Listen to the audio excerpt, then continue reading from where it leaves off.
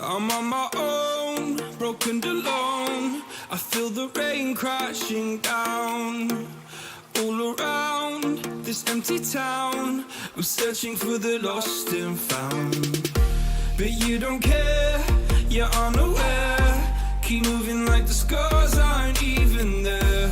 It's in the air like a blazing flare. Don't stare 'cause the flames will burn us. I thought you were the one for me. That's why I gave you everything. Held you close by the stormy seas. Oh, you meant the world to me. I used to kiss your head when you cried for me. Hold your hand while the pain was over. Keep you warm by the roaring sea. You meant the world to me.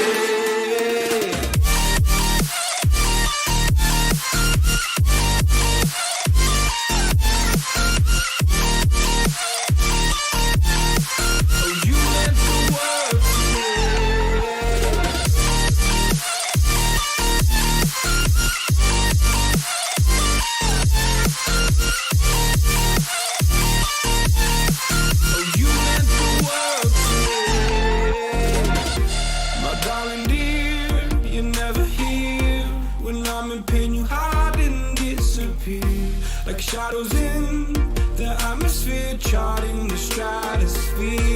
Yeah. I prayed for you and kept you near in hopes you'd chase away my fears. I'm on my own, you made it so, and now I'm chasing nightmares through. I used to run with you through the great big leaves, laugh at you when you laugh at me. Hope for us because I believe the home was just you and me. I thought you were the one for me. That's why I gave you everything. Held you close by the stormy seas. Oh, you meant the world to me.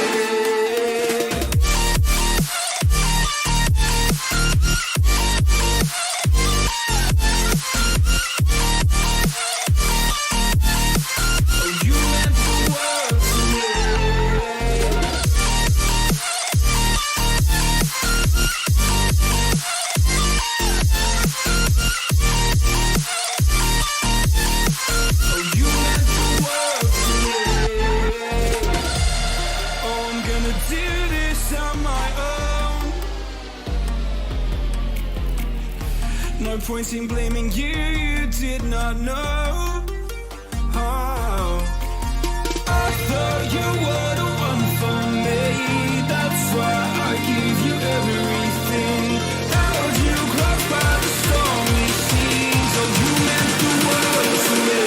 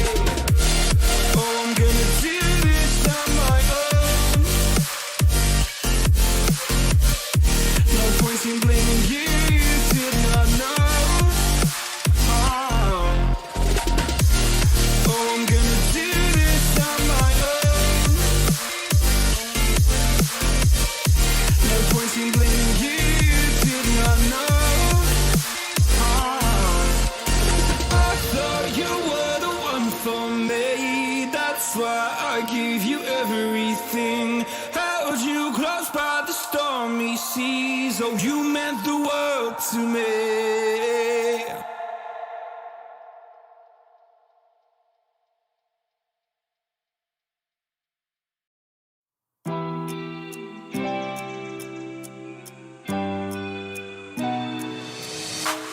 Try your luck and take a chance.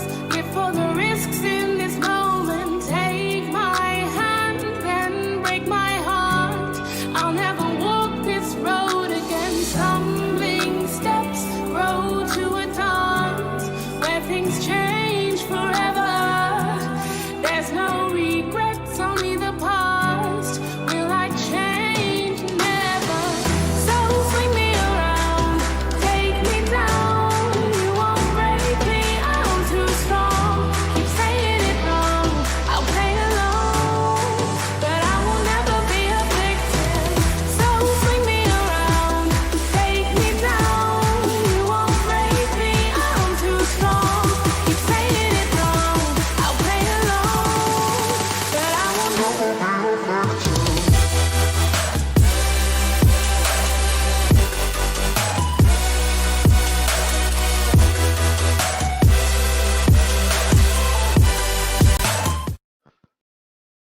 Hello, everyone, and welcome to this production by Esports College and Career Pathways. Joining us for the Overwatch Collegiate Community Combine. I am Paul, joined by Kanashi here, and we're super excited to be bringing you tonight's action.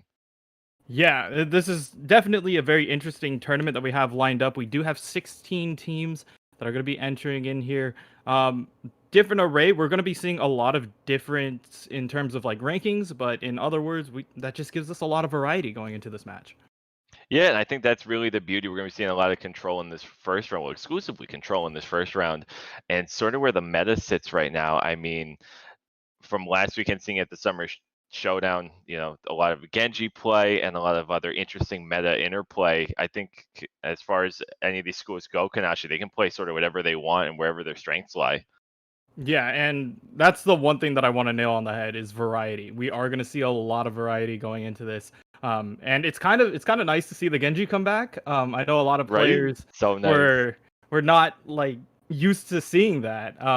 I remember I'm dating myself here back in the old school dive meta season 2 when it was just like, you take the Genji, you take the Tracer, you go like Winston Diva, just get in their back line, slap their supports, get out.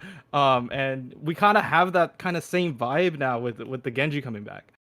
Yeah, and I think it gives the game a really special feel. Like it's not just goats again, or it's not just Ryan Zarya every game with just or bunker comps. Like I think Genji really allows for some interesting plays and just such a high skill ceiling for these players that we're going to see up into Grandmaster.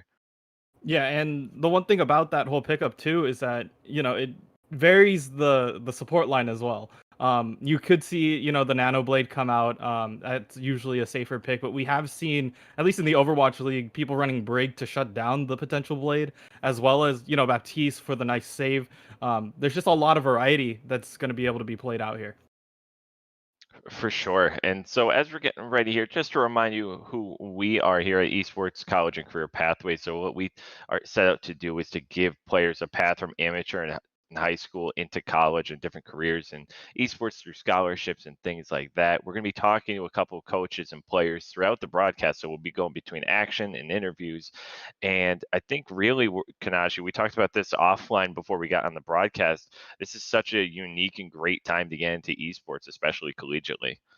Yeah, I don't want to say it's a curse and a blessing, but everybody is inside. It gives us all the opportunity to really like put our efforts and time into esports. Um, Also because this is currently like one of the very few platforms where we have competitive, like you know out outcome improbable. You don't know what the final outcome is going to be. Things to watch right now because sports is currently Yeah. canceled. Like you can't just put your money down on any team, right? Like we saw it firsthand in the summer showdown. Like everybody thought, oh yeah, it's gonna be the shock and the fusion in the finals, and X or Y is gonna take it, and then the Paris Eternal just come out and sparkles just insane. So, So he's not a it's just human interesting to being. hear that. Yeah, he's an alien brought down here to play Genji and just destroy people in Overwatch. So we're just ready to hop into something. And yeah, we know that this is one of the very few, esports in general is one of the few competitive sports that we can currently play at the moment. Yeah, and I think for a lot of us too, when again we talked about even before we came out, I love how the banner we get to have backstage, but talking about like even myself and a couple other amateur casters, with COVID, we sort of get to reinvent ourselves, and I think that's what a lot of these players and really student athletes get to do now. They get to say, "Hey, ma, like I'm not just playing games. I'm gonna go get a scholarship by playing games. Like I'm gonna make a career out of this," and we're not too far from that being, absolutely mainstream. Yeah, and the time to do that is obviously like right now. If you happen to make a name for your college or even the group that you're playing with, you can catch the attention of maybe some higher ups. Maybe they might want to sign you.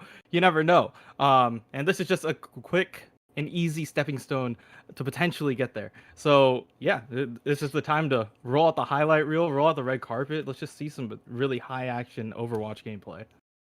For sure. And as we're getting ready for our first match here, um, to any prospective students out there, Kanashi, like what would be your one piece of advice as they're thinking, like, how do I get to the next level, whether they're gaming or casting or whatever role they see themselves in esports? What would you say to them?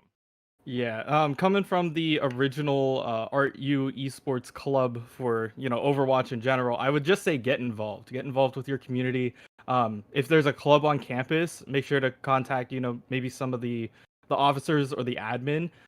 Most of them are just really open and really nice to just like let you in, let you know what's going on, and get you involved. And that's really the big way of getting your foot in the door. Eventually, from there, like even if you're not the greatest player, you could still participate in tournaments, help out on cats, help out on broadcasts. There's just a lot of things that you can do. So first and foremost, it's just like get to know people. And then yeah, second, if you want to hone your craft, make sure you're willing to put in the time.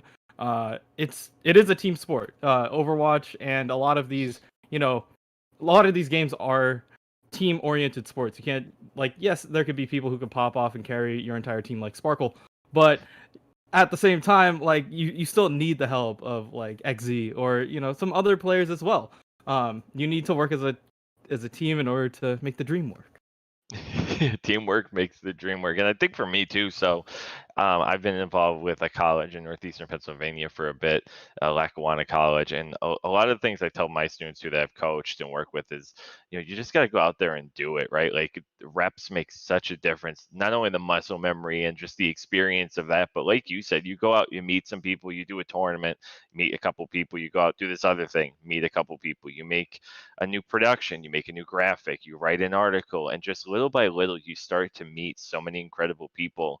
And like we kind of said, reinventing ourselves the last few months is it's sort of the normal we had before is a very different normal now, and just kind of seeing what the world has for us and meeting all these people trying and experimenting so much. So, events, especially like this too, with a combine, the value of experimentation really comes out to the forefront.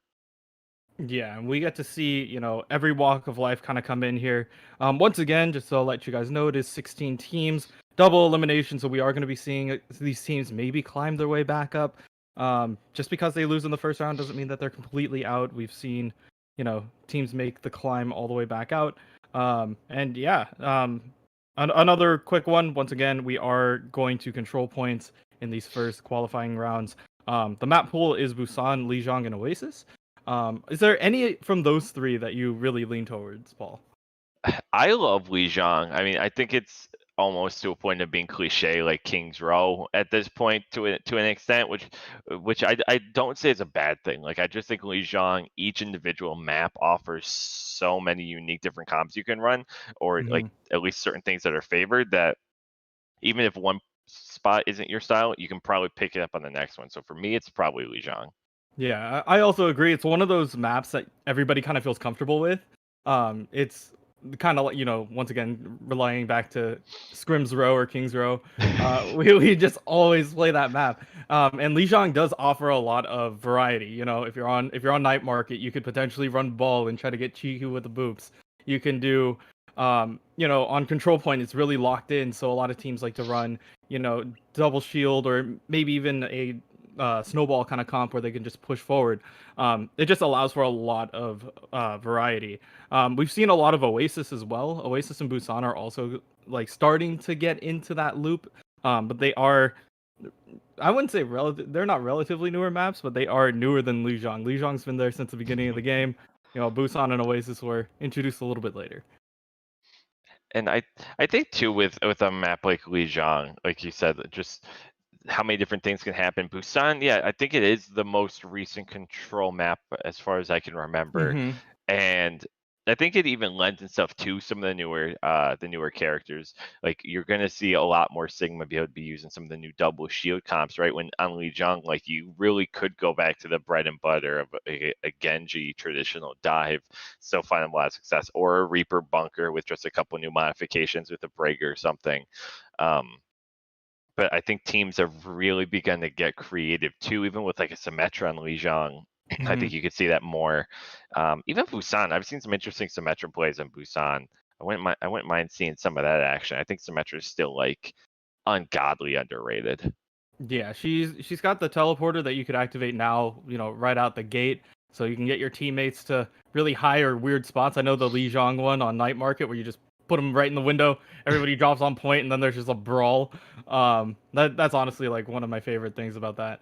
Um, But you've also seen a lot of I know Overwatch League and contenders people will play the Symmetra, like, get your team out quick, switch over to a Doomfist or a Genji and just get out there as well.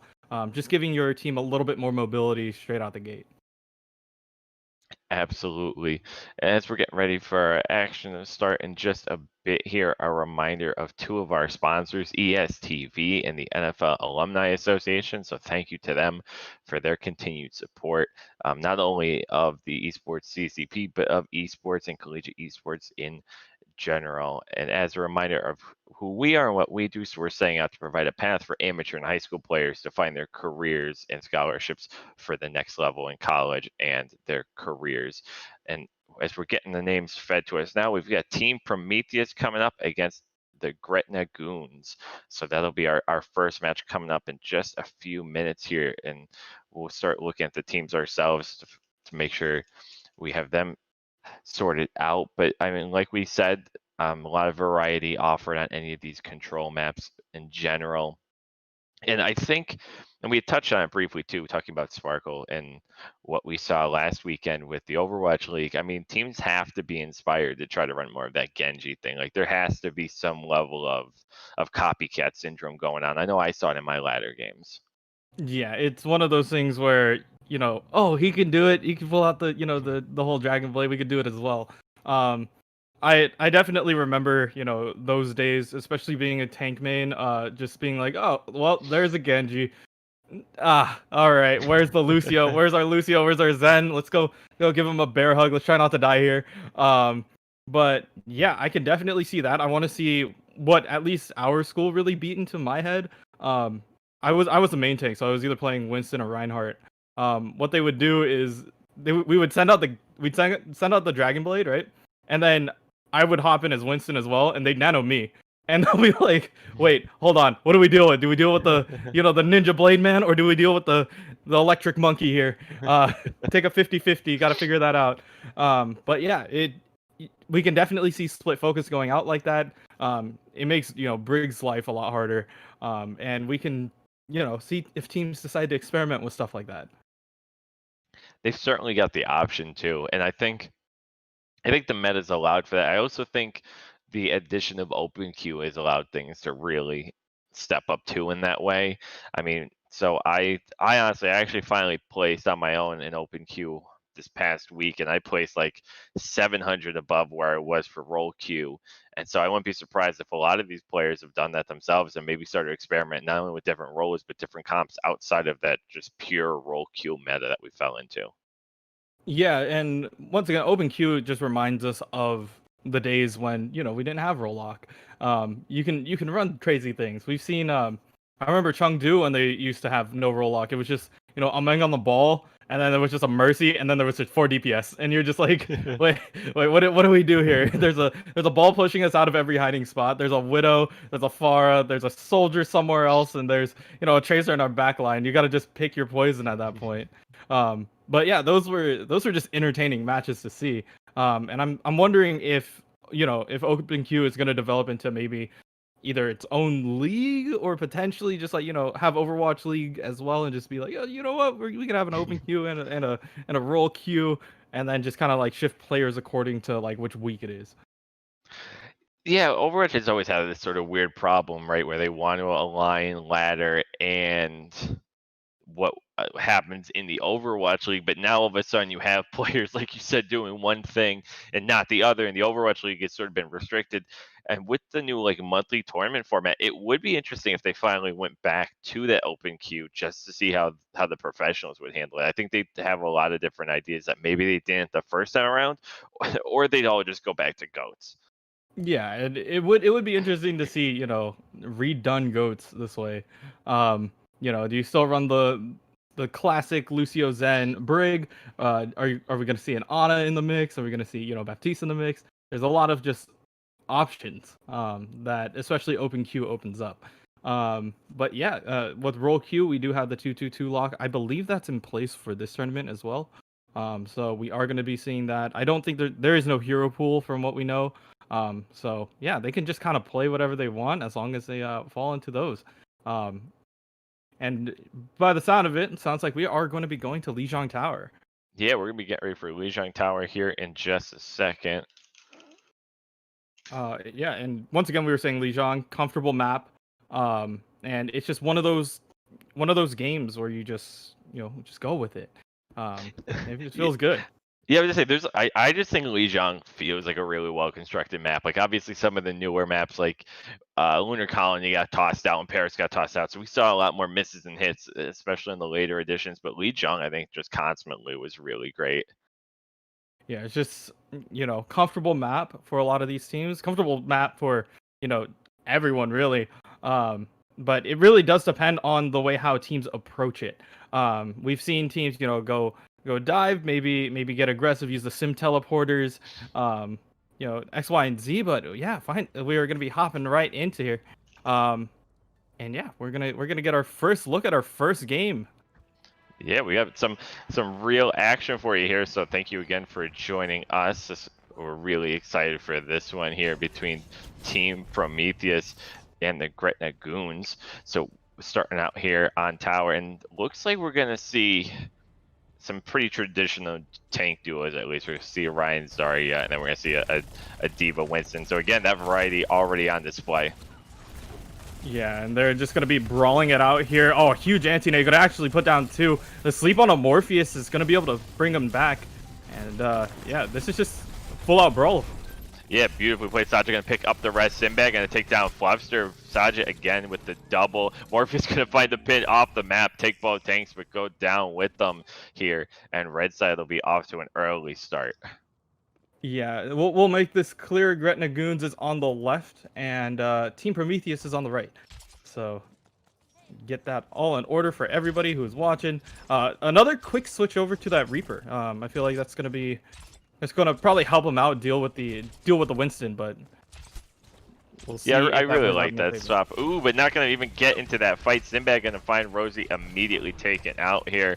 And so we see Prometheus off to a hot start here. They're already close to a couple ults. Sinbad bomb doesn't find anybody quite. Morpheus gonna find another pin, so Morpheus really generating the only kills so far. Wiki Tricks gonna get into the back line, and here comes the first blade of the match. Saja gonna find Gold and Dino here, but here comes a back cap potentially.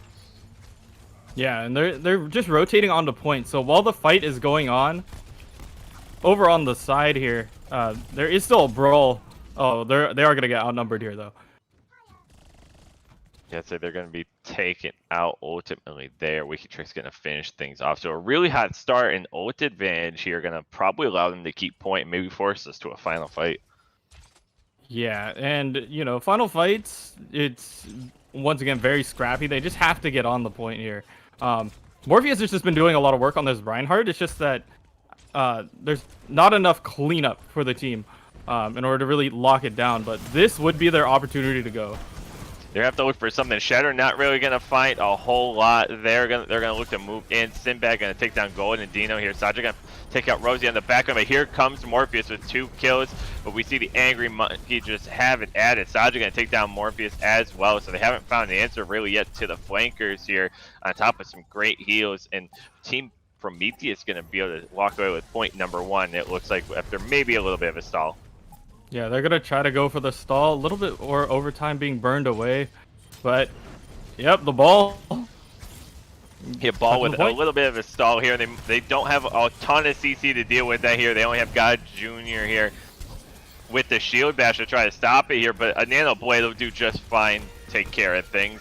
We're gonna see if they can take out who's Hachi. They're able to in quick order here. Rosie gonna take down Maya, and it looks like again once Rosie's taken out, beautiful anti, and that'll be the end of round 1 going to Team Prometheus. Yeah, it was just a really solid hold by Team Prometheus, just being able to lock down the point as early as they can, and just keep the sustain going, keep it going. Meanwhile, for Greta Goons, they had the right idea. Morpheus was getting picks on the backline and the supports, but I feel like Saja, he's just kind of let loose at the moment. We just gotta, if you end up locking him down, picking him off early, I feel like the damage output from Team Prometheus will be cut. Yeah, exactly here. And so as we're getting ready here for map number 2, we're gonna see a couple of swaps here. So Morpheus going over the Hog, Fluster gonna go onto the Sigma, and a really big swap here from Team Prometheus. They're gonna go double shield comp with a Pharmacy. Yeah, I feel like this forces your eyes in two different directions. You have to deal with the pharmacy up in the air, but you also have to watch out for the Ashe, who's gonna be chilling behind both shields. So, forcing them to play different angles. Absolutely, I was gonna say you hit the nail on the head there. Double shields and creating different angles here, and gonna give them a lot of trouble here. And Sinbad are gonna find that pick again, like you mentioned, these different angles, even just set up on this small point. You think, oh, close quarters, not a whole lot going on, but honestly, Saja gonna pick up 2 more, and well played to take point. Yeah, and they take it quick. They took out the immortality field, and they know that's a long cooldown. Being able to just play that different angle once again, Saja just above them this whole time. It's just so much to worry about. Yeah, they've got a lot coming at them here. We already see Saja with a whole, with Sinbad gonna be close to a Bob as well. Actually, might have a whole plethora here. So they're gonna have to look for something, but Beta Bolt gonna be taken out immediately here. That's not a pick that they can afford. Nice halt, but the barrage coming out from Saja gonna clean up 2 before getting taken out by Rosie. The res is gonna be there. Get the res. Yeah, beautiful res. Finish it off. So what was a 2-for-1? Able to go 2 for nothing with the res. Fluster just trying to hold the corner here, but they're not really able to break this front line. This double shield give them a lot of trouble here. Morpheus not able to get through it either with the Hog. Yeah, and they're gonna have to reset, kind of figure out what they want to do. They do have a couple of ultimates going in here, so holding down the point, they could potentially take it here. Yeah, Saja gets that first pick again. They haven't found an answer to the Pharmacy. Rose gonna find Sinbad here. Trading continues back and forth. Athena and Saja gonna find the next couple of kills here. Dino's gonna try to hold it on here. Gonna bust out the cryo on point to sell for as long as they can here. But there's just too much firepower here, and the goons have 1 or 2 last fights to try and wrestle this thing away. Yeah, and this is their last ditch effort. They have 3 ultimates available. Gravitic Flux plus Blizzard might be enough for them to retake the point, but being able to lock it down is going to be very difficult, especially when they have the 7th man Bob coming out. Yeah, the Bob's going to be... we want to talk about another angle creation. Working with 6 angles is a really nice situation to be in, but here comes Blizzard. Maybe something good can happen off it. Dino's going to try to set them up. They're not able to get rid of the lamp on point quick enough, so not able to capitalize on it. But here comes Sinbad with the double and the Bob. Saja gonna find the rest with the barrage here, and just like that, they clean things up, and a 2-0 on Lee Jong goes to Team Prometheus.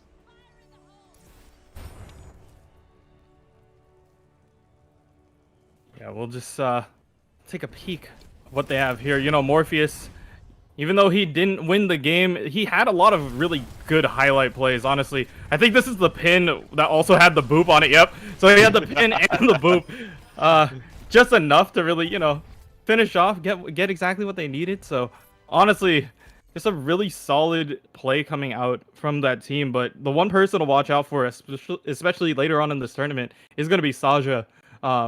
We saw the DPS play on the Genji on the first point, but also the Pharah. It's just, a lot of variety, giving them different angles to look at, and that's why Team Prometheus came out victorious there. Yeah, Saja and Sinbad are really a dynamic duo on DPS, and I know we didn't get for how quickly they won. We really didn't get mentioned how well their supports played as well. We saw a lot of really great anti-grenades on the first point that really allowed them to take over. So I think Team Prometheus definitely something to be messed with as this tournament moves forward. They're going to be giving people a lot of problems. Yeah, and lucky for us, we do get to see them climb their way up. As for Greta Goons, it's not completely over. We still have double elimination. So if they climb their way through the losers bracket, we could definitely see them again. But yeah, we have to just chill, figure out what's going to be happening on the next one. Once again, this whole qualifier round is all control. And I believe it is up to the teams to kind of hash between themselves which ones we go to. So yeah, it's just, once again, really comfortable map, Lijiang, and they were just able to close that out.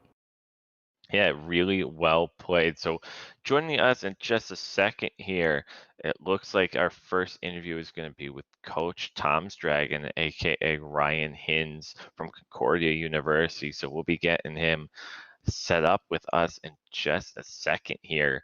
So, we'll be looking forward to that conversation again from Concordia University. And, a lot of what we see too now in the coaching space, especially in T2 and T3, as important as these matches are and the mechanics and gameplay and understanding the meta, right? Just as important is your mental, making sure that if whether you're on the winning or losing side of this, that you keep things in balance and you're ready to go for the next one. Yeah, and a mental reset is really important, especially between maps. It is, literally the difference between winning or losing, or especially on like even control point maps. Like, yeah, we may have lost the first one, but being able to mentally reset and be like, okay, you know what, we can maybe take the next two. We just push on through. We get exactly what we need to get done, and maybe we could win the match. But yeah, it's all about mental state as well as obviously we have the hand-eye coordination half of it. But keeping yourself in check is always important. Yeah, kind of one of those things like it doesn't matter how well your hands and eyes are moving if your head's out of it, you're not going to do a whole lot of good for your team or yourself even. And Mhm. we've seen that even at at the higher levels too. I mean, you can tell sometimes when you see a team winning a fight and then they flip the switch and it's they're back or they're gone or things like that. And we highlighted at the top it's a 16 team double elim. So even though we're going to see the Gretna Goons go into the losers bracket. They're not out of it, and so for them too, it's definitely important for them to keep their eyes on the prize and keep at it because um, you're never out of it in these sort of formats, and that's really the value I think of doing setups like that. Yeah, that's the joy of double elimination. You have the opportunity to reset and still climb your way through. So, uh, good game. Both of these teams. Thanks for participating. I hope that you guys enjoyed your time. But yeah, we are just gonna be able to see what the teams are going to be bringing up later on. Um, we got to see some Genji. I'm happy about that. As a tank player, that gives me PTSD, but honestly, it is a lot of fun to watch. Yeah, it's crazy to watch a really skilled Genji as a tank and support main myself. Their tracking on blades is just inordinately complicated, right? Like especially like we're gonna keep referring to Sparkle. If you didn't watch last weekend showdown, there's a highlight clip of it on Blizzard's YouTube or their Overwatch YouTube. So go and check it out to understand what we're talking about. But like these 4-man blades, you swing at the first person and it's tunnel vision, right? Like so you have to know it's like echo sensory, right? Like you know where all these Mhm. people are, but you're not looking at them. And we saw some of that play even in that last match where it's like if Blade's going one way and then he's just 360ing the other way. And it's like the skill and team coordination to pull those things off is way more nuanced than we make it seem to be sometimes. It's really well calculated. Yeah, and it's insane at sometimes where you just see, you lock in on one person, especially in like a team fight where just like everybody's kind of scattered out. You they're just like, I see one, I'm gonna connect the dots. I know how to, you know, put them in a coffin. That's just the way to go. But it does look like we do have the okay. We are gonna be bringing in the coach. Yeah, so we're bringing in Coach Ryan Hins here for an interview. He is coming to us from Concordia University, so we are very excited to have him here with us this evening. Ryan, how are you? Hey, I'm doing all right. Thank you for joining us, and thank you for being part of a great event like this. Yeah, absolutely. It's awesome. I'm just enjoying seeing all the different teams, and it's gonna be fun to watch. Absolutely. So, like we said, you're from Concordia, so tell us a little bit about your school and about your program and what you've got going on there. Yeah, so I'm Coach Ryan Hines from Concordia University out of Seward, Nebraska, and our program's a new one. We're going to be starting up here in the fall of 2020, so looking to get things off the ground. And our school is very dedicated to figuring out esports more or less, and by figuring out, I mean they've got kind of the right ideas of setting up our program and having a focus on the community as well as getting in the varsity level athletics to it as well. So, as we're starting out on this whole COVID-19 thing, how did you get started with esports in general? What was your first experience? Were you a player, or did you just enjoy the esports scene in general and just decided to hop in? Yeah, no, I enjoyed just watching. League of Legends was kind of the main sport that I watched back in college, and I watched it a lot. Also helped to get started a high school team in Elm Creek, Nebraska, where I'm currently at. But the high school side was just a lot of fun, and we sort of slowly have been spreading now to the rest of our state and getting things going just across the whole state of Nebraska. So um, things are that's how I got interested in it in the first place on the esport front. So just like that, I wanted to kind of go on and do something on the collegiate level and offer the kind of the next step opportunity for all of the students that we were starting to gather at the high school level. And so in terms of your program moving forward, so as a lot of things like we said are sort of in flux, maybe game wise, but sort of what are your personal goals for the program? Like, is it to have the best team, push your kids to help them have a career pipeline, all of the above? Where's your focus going to lie? The focus is going to lie that it's like traditional sports. A majority of your players that are coming in are not going to go pro, but having the opportunity to send players that come through our program on to become casters or to just follow if they've got that dream of doing something on the professional level or even semi-professionally. It's kind of a little bit of everything. The career field is opening up wide open, and the opportunities are there for people like myself who are just genuinely interested in esports. Yeah, and just to round out the questions here, for Concordia University, is there any specific goals that you're trying to achieve with the esports program? Is there anything that like you definitely want to let potential prospects know, about your program? Yeah, I mean we're looking to be able to support all of our players for improvement. So when a player comes on, I want them to be able to come into an environment where they feel like they can improve and will improve, as well as I'd be awesome to start kind of going up against the schools within our own conference and within our own state, and to be able to compete on a high level with not just schools that like us in the NAIA, but to compete against Division 1 schools and to um, make them sweat a little bit, if not beat them. That's a great way to look at it. And we'll get you out of here on this, Ryan. I gotta ask, what's your favorite League of Legends team, or who did you at least used to watch? All right, so I love Cloud9, but Wild Turtles is my man. And so Ooh. I loved him when he came on to TSM. Loved him. Was like, oh my gosh, I really like this guy. And so Wild Turtles, I follow any team he's on. Cloud9's my main team, but man, I follow Turtles wherever he goes. Well, that's awesome. Well, Ryan, thank you so much for joining us for this interview. It was really a pleasure. Yeah, no, thank you guys. Again, that was Ryan Hins from Concordia University joining us here in the interview booth between matches. So we're going to be setting up here for match number 2 here in just a second. We just saw Team Prometheus take out Gretna Goons in a 2-0 on Lijiang Tower. And I mean, especially when you talk to someone like a Ryan Hins, the future of esports is really, really bright. Yeah, it just shows how much, people care about the collegiate scene. And most people think, oh, well, the collegiate scene is just like, collegiate basketball or collegiate baseball. It's just like, oh yeah, it's a club sport. You do have a little bit backing of the school or like a bigger league, but honestly, the most important thing that comes out of this is the friends and family that you actually do make. Most people just think, oh yeah, it's just a club, whatever. It is more than that. It is a family. It is a community. There's just so much more that teams and players can definitely see grow, and the scene itself around, as he was saying, in Nebraska that itself, he wants to branch out and get everybody kind of involved, and then maybe have school competitions between both high schools and colleges. There would be a lot of really interesting players that you could get, and maybe eventually rep your home state.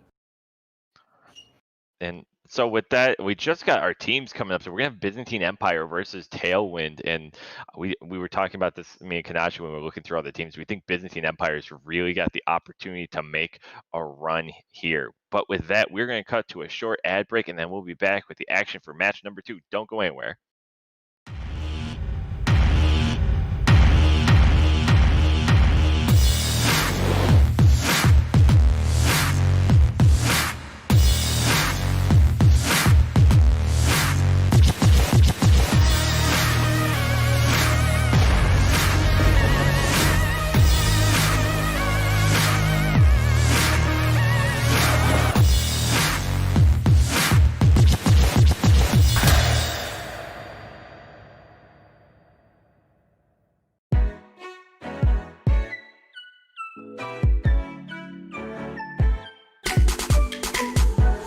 I'm searching to party up. These games you play ain't worth too much. I'm searching to party up, and this player packs a punch. So party up with me. Come here, baby. Party up with me. It's so easy. So party up, party up, party up, party up, party up, party up, party up.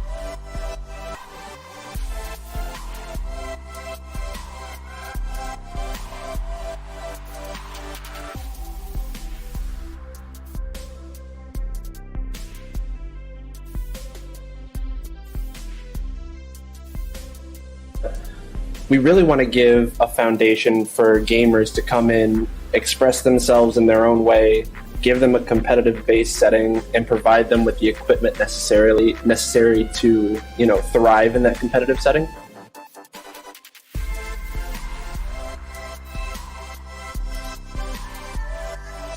We are planning on having Fortnite, Rocket League, League of Legends, Overwatch, Apex Legends, Call of Duty, and possibly Rainbow Six Siege.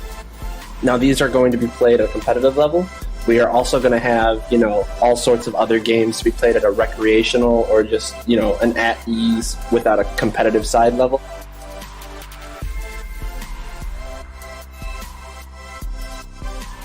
In our first year, we are actually building a brand new state-of-the-art esports lab dedicated just for our esports program. This will have, the best and brand new state-of-the-art equipment that can handle gaming and streaming with ease.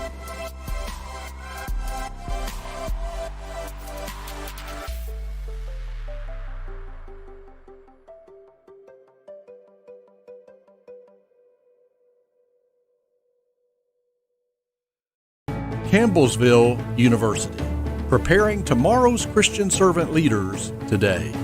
Sharing the beauty of music, that's my calling. The caring hands of healthcare, that's my calling. Building infrastructure that powers business, that's my calling. Surpassing expectations, that's my calling. What's your calling?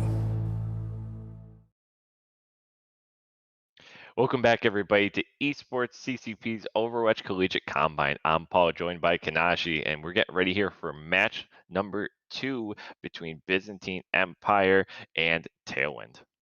Yeah, these two teams, we got a quick peek at their rosters.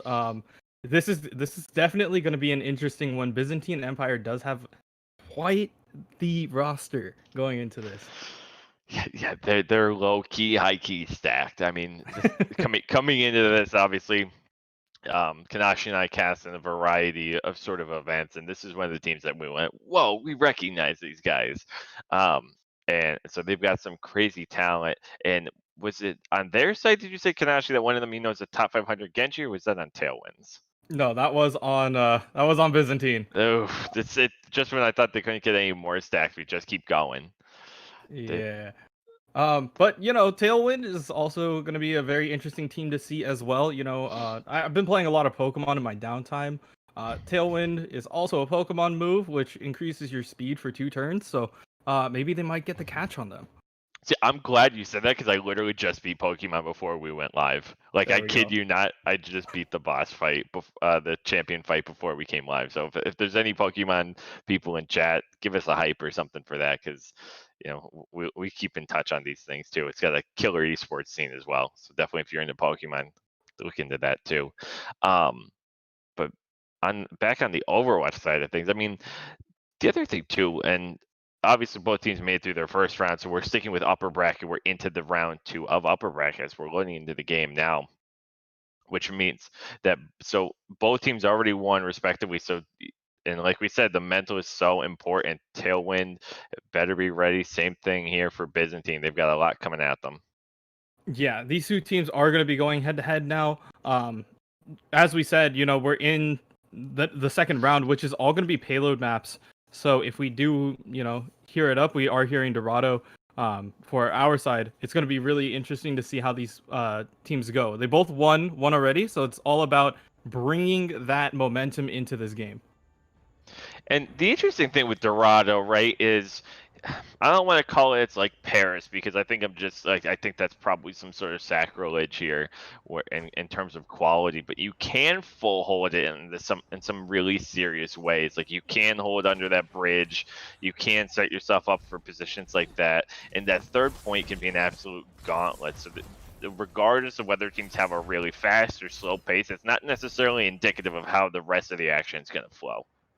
Yeah, this is one of the maps where it's okay to take your time. Results is what's most important here. Especially getting through, a lot of teams get held up underneath that choke, especially on first point. But we can definitely see if there's any way how they're going to break through that. Yeah, we'll see what they're ultimately able to get here. We're going to see double tank comps from both sides here. I'm pretty close to mirror comps here, but not quite, just a little. No, actually I think they are just out of order here. So ZZIB gonna find the first kill here onto the Orisa here, and it looks like they might just have to back off a bit. Another headshot, clicking heads, making it look easy here. 2 nice clean kills. Yeah, Climate and no, it was Ninja and Zimbit. They just did the whole dynamite combo. And just look at how much ult charge their Ashe already has. They essentially have Bob already. That's honestly disgusting here. We're going to see Dash getting right in there. He's going to be taken out, though, by Sully, so maybe a little bit hyper-aggressive here, but he had the room to spare. They don't have a really long spawn here, so you can get away with some mistakes like that as we see a soft reset. Yeah. They're just able to use so many angles here. They have Dash on the Genji already in their backline. If they really do need that 6th member, Bob is available. He's on speed dial. But they are gonna take a different angle this time, and they're gonna try to push it down here. Yeah, I really liked it this time, but they're gonna be caught in the corner here. ZZIB gonna find 4. Makes quick work with his buddy Bob. Really well played. Great cleanup here as the clock goes under 2.5 minutes. Yeah, ZZIB just, man, the 7th man Bob really just putting in a lot of work and forcing him to look at 2 different things. He's a huge guy and just doesn't miss. No, and I don't think you're gonna see them. They're gonna opt back for going down Main Street here. It starts here. They are getting the close to couple ults here, but here comes Dash. Lamp's gonna be taken out immediately, so really well calculated there, at least with that part of it. He went after the break, not gonna win that duel, so Aurora gonna take him out. We got a 6-on-4, and it looks like they can finally get the payload moving as they turn the corner. Yeah, and they're gonna have to really roll off of this. And they're pushing the tempo, taking up a lot of space, and making sure that they can get this cart forward as much as they can. They force the Byzantine Empire to maybe take a step back. Might have to just regroup and let them have this first point. Yeah, I'll be surprised if they try to contest. They're really close to a Bob, though, so if they want to try, how about a .01, they're going to be able to get on it just in time. Ninja can find the kill on the climb bit. Aurora takes out Dusk. ZZIB going to find another kill here on the Manaka here. Bob's going to really give a lot of suppression here. Dash takes down Polar. They're going to blade into it, though, so it's at least going to find Vega, but how is that going to fare for them? Catadrake's going to find another here, so that blade probably well timed here by Sully. Maybe a potential stall from Dash, but look, they're already coming back from spawn. Oh, the Flux! He's going to be able to grab 2, trying to bring him down and try to clean this up, and the fight is still going on. Yeah, and the spawn advantage here is basically even with how far the cart is pushed up here, but they're able to take down Climb It, and we see the target focusing here from Byzantine just so much cleaner. Pad takes down Polar, and with .01 meters to go, they force a reset here, and the cart's going to roll backwards here. I didn't think they could do it, Kanashi, but they pull it off. Yeah, .01 meters. You literally couldn't get any closer. But Byzantine Empire just saying, you know what? We want to just make this a 1-point game. They definitely made it. But look at Sully's positioning here. He doesn't have a blade available, but he might be able to turn some heads and get them to stop focusing. Yeah, I really like that play. He's probably going to be the one to touch here. He's going to get that sneaky touch here. He's going to go into ZIB here. We're see Manaka first one taken out here. Here comes Dash, though, with the blade here. Bob out as well. That's been the difference maker, and he's doing it again. Ninja gonna just provide the shield for the Bobs. A really interesting place for me. Here comes Graphitic Flux. Aurora doesn't get it off. They can't find point, and they get it, like you said, can't go any further without getting the point. Yeah, literally .01 is all they needed. Just a tiny bit more, and they would have had that. But honestly, that much. Yeah, that much. They could smell the finish line going into here.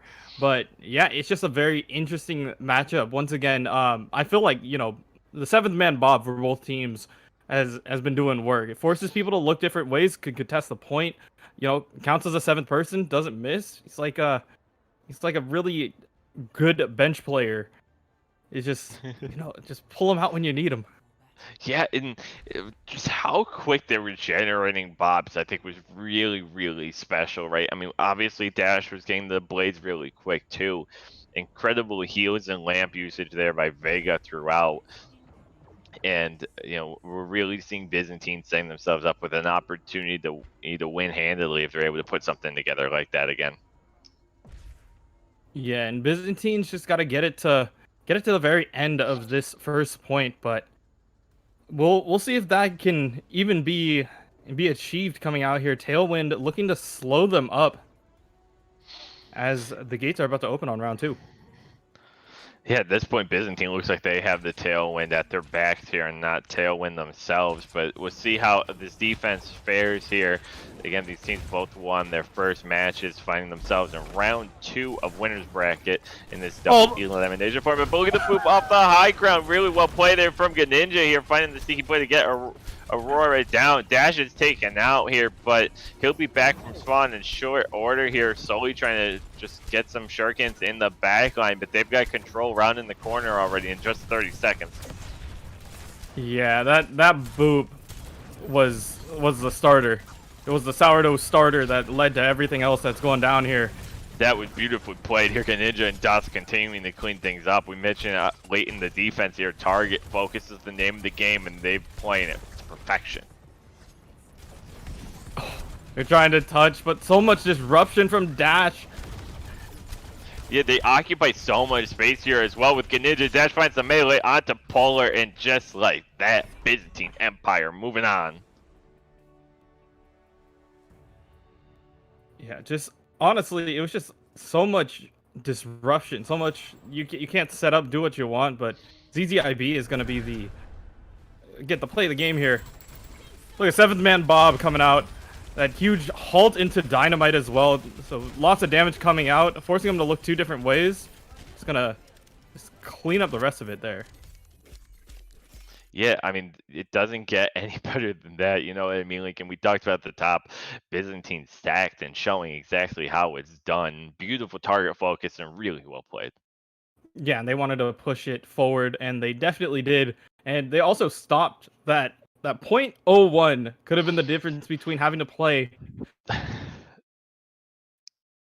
another 2.5 minutes. Lucky for them, they were just able to, shut that down. Even though without man advantage, they were just, stall out, get your toes on the point, and that's all we need.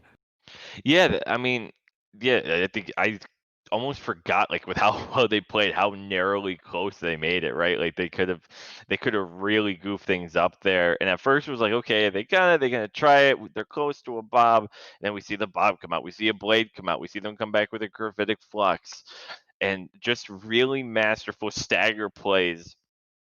And you see that a lot in upper ladder if you watch some of the top streamers and things. Who's on, who's on, who's on, and they just keep going down the line, and they did that to perfection.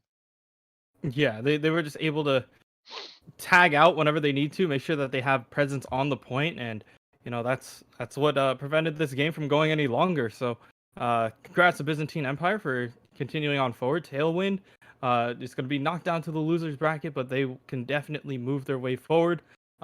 If they happen to catch some more wins. Yeah, they've got an opportunity to in the losers bracket here. Again, just for anyone joining us late in the broadcast here, this is Esports College and Career Pathways Overwatch Collegiate Combine. I'm Paul, he's Kanashi, and we're excited to be bringing you Overwatch for this evening. We're in a qualifying stage of this double elimination format, so we've got some best of one so far. We're going to be having another interview here between matches in just a second. We're going to be having an Advanced Pirate joining us from Marion. So we'll be talking with them in just a second here as we get them ready. They're Marion University. I want to make sure I got that right. So they'll be coming to us from Marion University in just a second.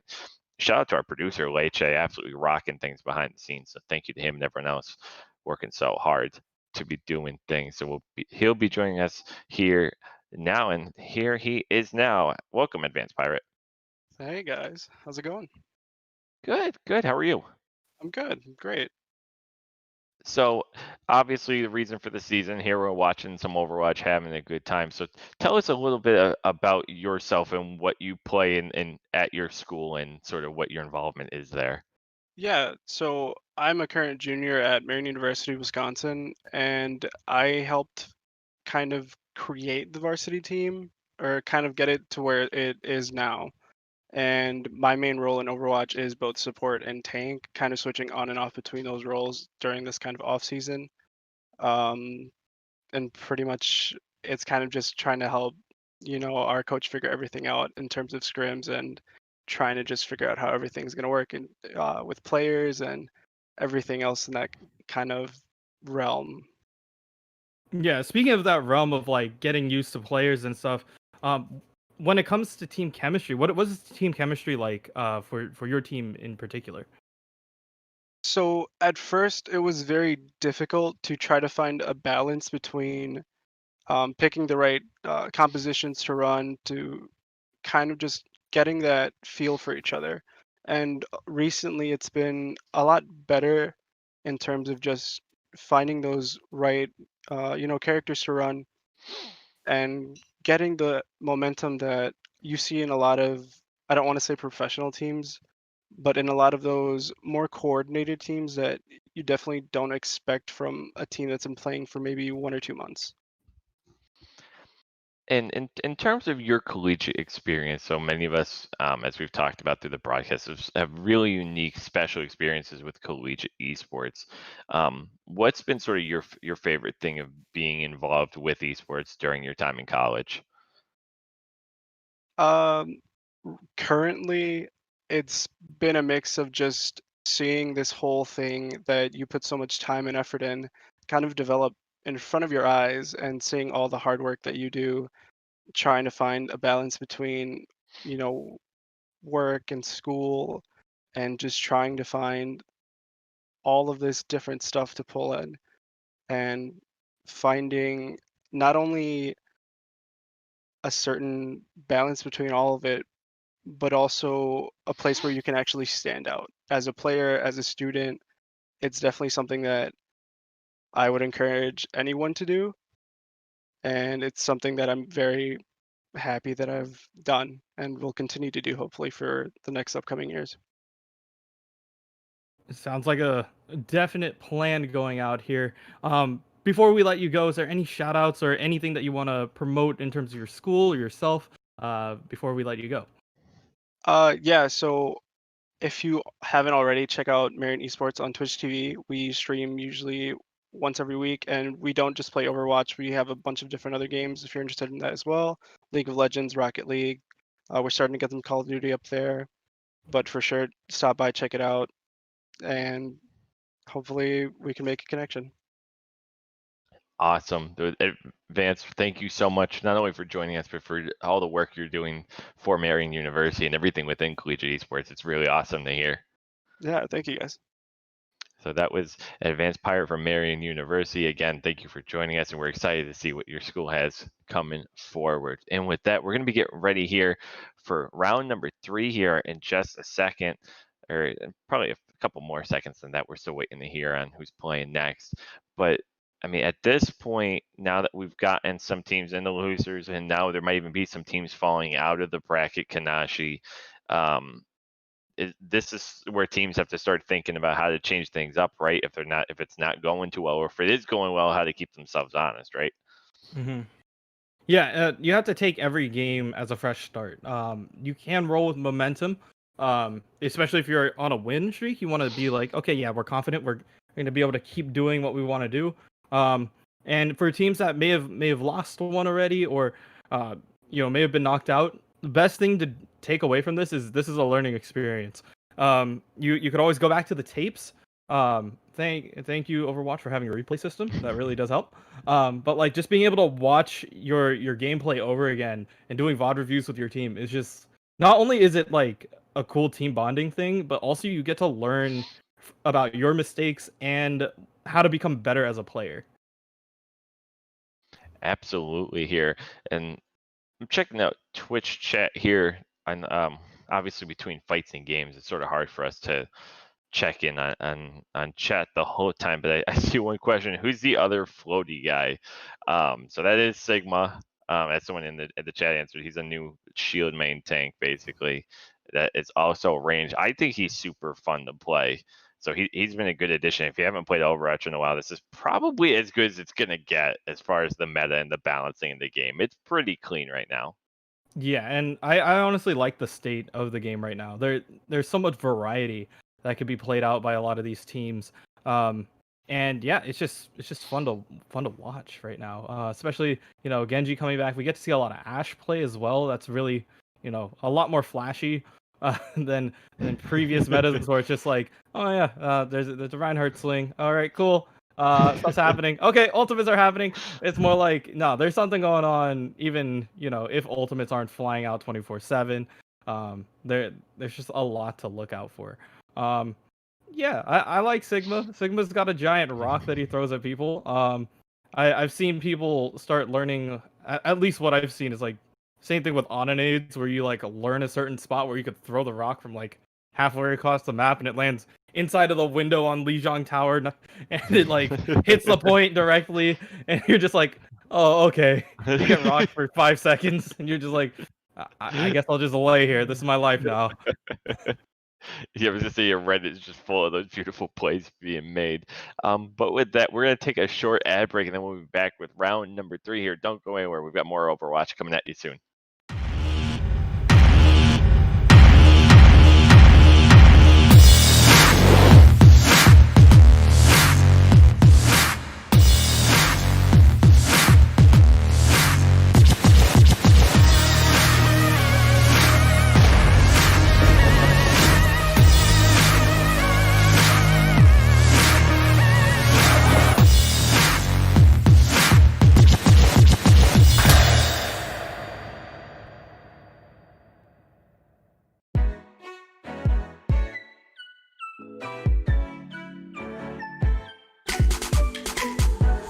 I'm searching to party up.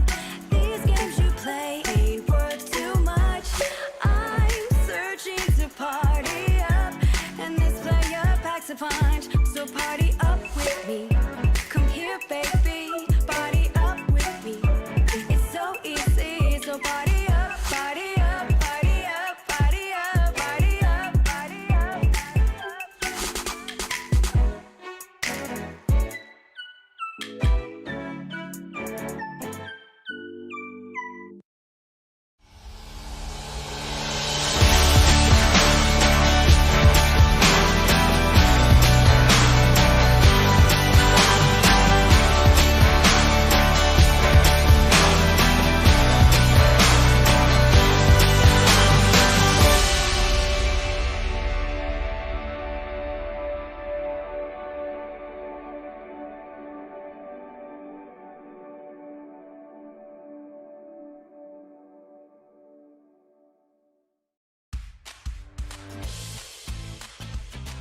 I thrive better in a smaller learning environment, and I like the fact that Bay State is a smaller student body population. They really truly care about our success here at Bay State College as well as our future successes. It definitely pushes you to your creative point and really teaches you how to refine your ideas and put them into something beautiful.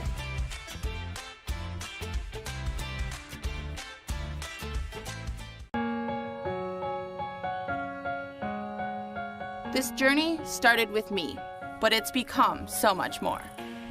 Up here, your friends become your family. It's not always easy, but this place makes it all worth it. I know my degrees will take me where I want to go, and these connections will last a lifetime. I wanted to experience something different, to still do the things I love, but also try new things. Up here, connections are strong. We're all in it together. Michigan Tech is like its very own thing. I've learned to take risks. I've been challenged. The people I've met and the things we do, this is real. I always get the help I need, and I give it right back by getting involved and being a part of something bigger. At Michigan Tech, the classes shape your mind, but the experience of being here, it shapes you into who you want to be.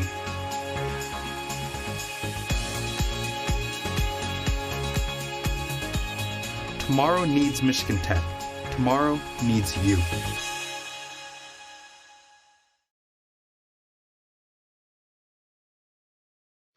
Welcome back, everybody, to Esports College and Career Pathways Overwatch Collegiate Community Combine. I am Paul, joined by Kanashi, and we're excited to get ready here for round number 3 of Overwatch action tonight. Yeah, we got to see a lot of, high-level Genji coming out from the two teams that we've seen so far. Definitely looking forward to see, who we get next. If we get, new faces, visiting old faces, and depending on where we're at in the maps themselves, where we're going to be going. Yeah, so it looks like our next teams are going to be support players Harem versus Off the Pack. So I'm very excited for these two teams. Again, they've made it this far without getting. Whoa. Okay, so I must not have done my homework well, because I actually know a lot of Off the Pack. This team is disgusting. So I'm really excited to see them. I'm just going to put that out there. They're kind of built like how Byzantine was. All right. I have the support players harem on my back. Those guys are my homies. They're all from the Bay Area. These guys play for the University of San Francisco, the University of San Diego, and UC Berkeley. So this is just kind of a group of like people who've kind of met up. Because I don't think that all their Overwatch teams are all like built out, but these guys are really tight. Like I've been watching these guys play together probably for like 2 or 3 years, so they have a little bit of experience playing with each other. And speaking of experience playing with each other, we got a question here from MTU Esports that asks, how much casting experience do you guys have at Esports CCP? Great chemistry and commentary. We appreciate the opportunity. So to answer the question, Kanashi and I met very briefly this week. So like if we've spoken in like an hour total before this broadcast, that's kind of the high end of it. But for casting experience, I've done this on and off basically since the start of 2020. Most recently doing a lot more here and internationally, but just I've done a lot of casting, but I've also done a whole bunch of producing that's let me listen to people. And like Ryan Hint's talking about, I've been watching different programs and different, I'm saying programs in terms of colleges, but like a lot of different professional scenes as well. So that's some of where my experience comes from. Kanashi, if you want to touch on yours. Yeah, I started all the way back with Yu-Gi-Oh. I'm an old school guy. I used to play card games on Twitch at 3 in the morning. Cardboard, remember what that was? Yeah, you remember what that felt like? Yeah, I bet you don't. But honestly, like I started out with Yu-Gi-Oh and doing Yu-Gi-Oh commentary, and then moved my way to watching a lot more esports. So I got into the TF2 scene as a player. But watching the VODs and hearing the commentary from there kind of got me inspired, and also watching, the international for Dota 2 really just got me, hyped up, knowing, there's people who get paid to sit at a desk and talk about, video games and the strategy behind it. So I've been around for a little bit, but I haven't sat down and really taken it seriously since like 2017. So like once Overwatch like really started taking off for the college that I help out with, wasn't until like I actually got myself in the chair, started casting, and yeah, I do Overwatch for the most part. Really built my career off of Overwatch. I did a little bit of tier 3, and then I just did a lot of local events. So I did like the state fair. I did, the Razor Store tournament. Um, and one of my favorite ones is Fanime in San Jose. So if we had it this year, I would have been on stage casting that Overwatch game. But I know that, a lot of us are keeping our doors open too. There are a lot of other games that we're willing to take our stab at. I still need to learn all of the battle numbers before I hop into Pokemon, but I'm starting to learn everything. If you're doing Pokemon, dude, let me know. I think we've got a dynamic duo here for that. I had the chance to do like some League and Valorant over in Europe, and like one, it was a blast, and two, it was funny. Just like I'd be having conversations with these guys at different times. Like I'm just getting out of bed for my first cast of the day, and they're like, "Oh yeah, I've already got my tea on, and like I already have my day going." Cheers, mate, and everything, and like just the lingo was so different. Like one of the guys tried to drop like, "Oh yeah, that dude really nailed a home run there, right?" And I was like, "That wasn't. That's what." It was. Yeah. But I think we talked about earlier the value of just like do stuff. Whatever you want to do, just do it, and like the rest will figure itself out. Don't let perfectionism and the need for, I want this to be perfect. I don't. What website am I put this on? Who cares? Just like do it and have fun, and you figure it out. So. Yeah, exactly.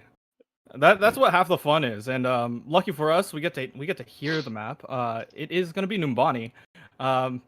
Yeah, lucky for me, I do also run like an Overwatch League podcast where we cover a lot of like the extra news stuff. And my co-host recently read the Numbani book, the one that's like on the one about the creation of Orisa and how Doomfist kind of went in and destroyed everything and them trying to fix it. They said it was kind of an interesting book to read. They said it's a scholastic book, so it's not necessarily like crazy high level reading, but yeah, they said that they had a little bit of fun with it and just being able to kind of see what the world is besides of what we play in the game. And with that, we'll get ready here for support players Harem versus Off the Pack here. Like you said, we're going to be here on Numbani here. Off the Pack is going to be featured on the left side of our screen, so they're going to be on blue side defense first. And in terms of comps, as we're looking at it, you said it at the top. I don't think it was on screen, but Numbani, you can play whatever you want. Look at these comps, man. Yo, I love this old school comp here. When it comes down to like counter dive, it's just like find a pick, get it. Oh my god, that was what an anti. Yeah, that was just a great anti. And Bobo, look at how many punches he's just delivering to the face. Oh man, Nexo's disgusting. So like coming into this, Nexo was really one of the names that stood out to me a whole lot. I saw some other names on their roster that I was familiar with. Chopper. Being one of the big ones that isn't in right now, so I don't know if they got a sub or whatnot, but they're also a big fan favorite. A lot of copy pasta for them. But Nexo just with a beautiful anti, some early trouble here. Stunner gonna get out, look for something, but we want to talk about angle creation. They've got a lot of that coming. Gonna take down Sensier here up on the high ground. Sinister gonna be put to sleep, maybe in a bit of trouble. Gonna be taken out. 5-on-5 action continues. Yeah, Charlie's gonna be able to get that cleanup. But they are just trying to get a little bit of chip damage going and hurtling them into the back. But Stunner just trying to keep their eyes off the rest of the team while the rest of the team is just cleaning up what they can. Yeah, I would say Angry Monkey Time keeping Stunner alone on point here. Me Mystery gonna find himself in a bit of a pickle here. Here comes Bobo again. Has to be leading the team in elims here. We're gonna see some cleanup there from Specs, and with 2.5 minutes to go here, they really have to be happy with what they got going for Off the Pack. Great defense so far. Yeah, that's just unfortunate for Stunner. Just trying to get back, and nice boop off the side there. I know Stunner is more of a DPS player. It's kind of interesting for me to see him on this ball. He this really isn't his forte, but that's no excuse for this team, man. He's got to know what he's doing. Yeah, we're gonna see the close up here. It's Stunner here. He's gonna mine in the backline, so maybe gonna try to get Sinister out with that. Probably not quite though. Maybe best served to go on point here. But we're gonna see him come back. So maybe able to land up on the high ground. Gonna challenge here. Caught with an anti though, and gonna be stunned out. But here comes the nail drive. But what a punch coming out from Sinister, delivering the blow to push him back. Nano Blade only finds one while Nexo and Sinister clean up here. Splotchy Lime taken out. Another great hold. Yeah, they tried to pull something out there, and Stunner and Mimistry are going to switch up the tank composition. There's only 1:20 left, so these two teams, he's got to figure out what he's got to do. But another thing is Vobo does have the blade available. It's just going to be able to open up a lot of doors and maybe even stop their final push. Yeah, and from the other side too, here from support players, Harem, they just saw a swap, so with under a minute to go, basically they're not going to have AOs available here. Blade probably didn't need to be used, but they're going to use it regardless. He finds the triple kill, not going to get the A Sensier back out, and Vobo on a tear with under a minute to go. Yeah, just trying to clean up, shut the door, make it hard on him, but now there's no ultimates on either side here. This is pretty much a dry fight going one-on-one. We'll just have to see who gets ult in the middle of this fight, and if support heroes Harem could keep it going. Yeah, they might have been best served. I was going to say maybe going around the far ramp rather than up the staircase again. Just a little bit too much coming at them, but they're able to take down Vobo here. Spec's going to take down Mimistry though. Sinister with the uppercut takes down Sincere. They're pushing them back. Here comes the Gravitic Flux out. Stunner takes down Sinister though. The Nano is out. Maybe gonna find something, but Angry Monkey gonna try to keep them back. Yeah, it's gonna be really tough for them to even touch the point at this point, but they do get their feet on it. It's Kami doing a lot of damage in the backline. Overtime wise, Mimistry keeping the dreams of this team alive on the point and just keeping it up. Stunner gonna be able to keep it going as the fight continues on the point. Yeah, Stunner would take down the Venons. Here comes Splotchy Lime. Stunner with another kill here, so just has so much energy they can't find a solution quite yet. Specs finds a melee here on the Cherry. Mimistry is going to be able to hammer him out. Maybe they look for some kind of reset here of Vobo Blade with a Sinister punch, but they might not be able to touch in time. Oh, yeah, and they are going to lock down that first one. That was just a really good switch up. Later on for Stunner. I know Stunner, once again, he's mainly a DPS player, so maybe playing something like Zarya is going to be able to give him a little bit more damage output going into this next fight. Here we see what they're able to put together here. Momentum is going to use the rally, maybe look for an early hold here around the Atria store. Specs possibly looking for a slam, thinks better of it, and they're going to maybe give up a little bit of ground as they wait by the bus. Oh, Grab's gonna grab two, and they're just gonna blade in, but a huge anti-is gonna be the answer. Yeah, Vobo. Blade's gonna get more. Yeah, Vobo bladed as well. I'm not really sure what they saw there. They're trying to answer the blade grabs themselves, but Sinister finds a couple at least to keep Cart pretty stalled out. They've been contesting for a while, and Specs with a cheeky little stall here too. Yeah, they're just trying to stall out, maybe get a little bit more time for the team to regroup, get back, and that's the plan. As Specs is going to be heading out. Yeah, and they've got more than enough time here too for some kind of hold here. Vobo going to swap onto the Torbjorn here, so maybe looking for a little more damage and angle creation here. Yeah, and they are going for like a counter dive situation where they're just trying to disrupt the backline, but the fight's about to break out. Yeah, really nice mines there from Specs. Going to try to boot people around. Mimistry is going to try to just, you see the little shield flick trying to bounce things around. But look at that anti here. They've got an opportunity to take down Stunner and Sincere. They don't get Stunner though, and I feel like they haven't taken him down in what feels like a year. He's been at such high charge at this point. Here comes the Angry Monkey. Momentum with the whip shot finally takes him out. Mimistry drops, and they're going to have time for one final fight.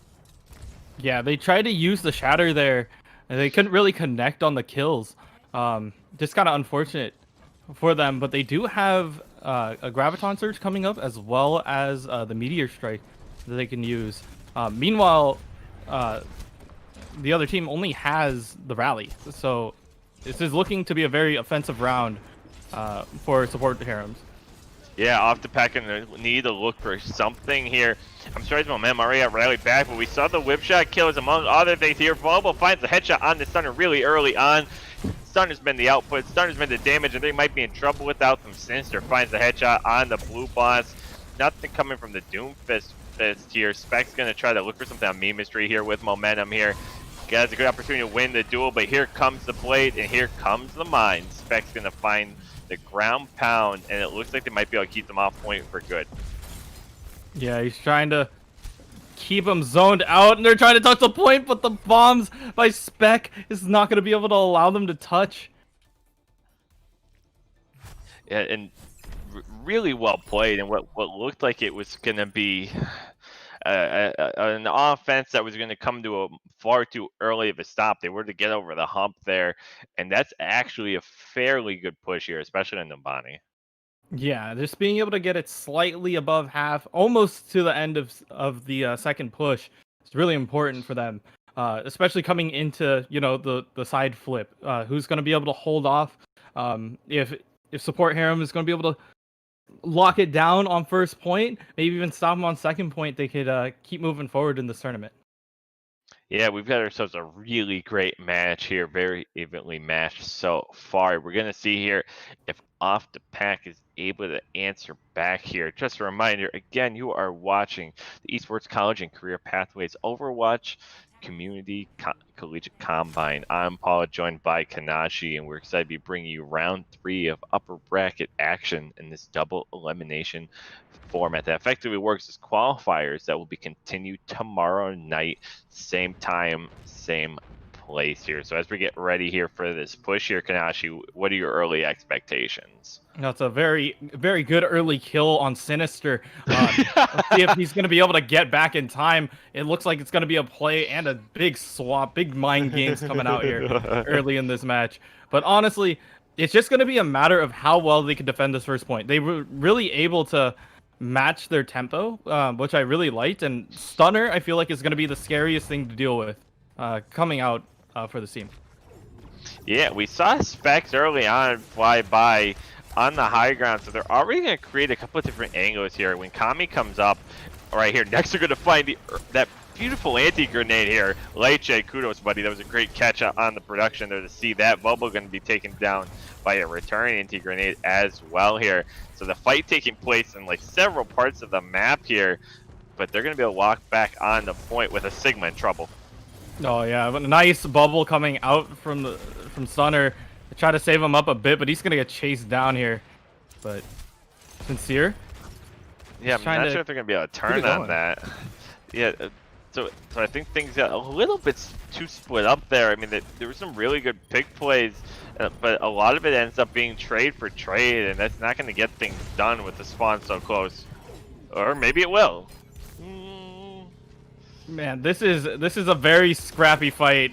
They're just trying to trickle in and maybe get a couple of picks here and there, but just everything's going on at once. Fights are being taken all over the place. It's just a tough call. Yeah, they're kind of playing this like it's overtime, right? Like you saw Specs leave point and then Kami jump in and then Specs return. Like they're playing this as if they're in a totally different part of the game here. But we're seeing the mechanical skill paying off, right? They're coming into this like, hey, we can win one-on-ones. They do it a whole bunch, and they've got almost 5 minutes to go the distance. They'll finish off the round as they clean things up and give long spawn. Yeah, that was just a really, really weird fight to watch. They're just trying to take 1v1s, and at least from, I believe, from Off the Pack's perspective, they're just like, as long as we have kind of a longer we have a better spawn advantage here, so we just take the points, make them walk the distance, and then push them forward. Exactly. Sinister gonna find an early kill and splash it up. Sinister and Bobo with a couple more, so they pushed up way ahead of the cart.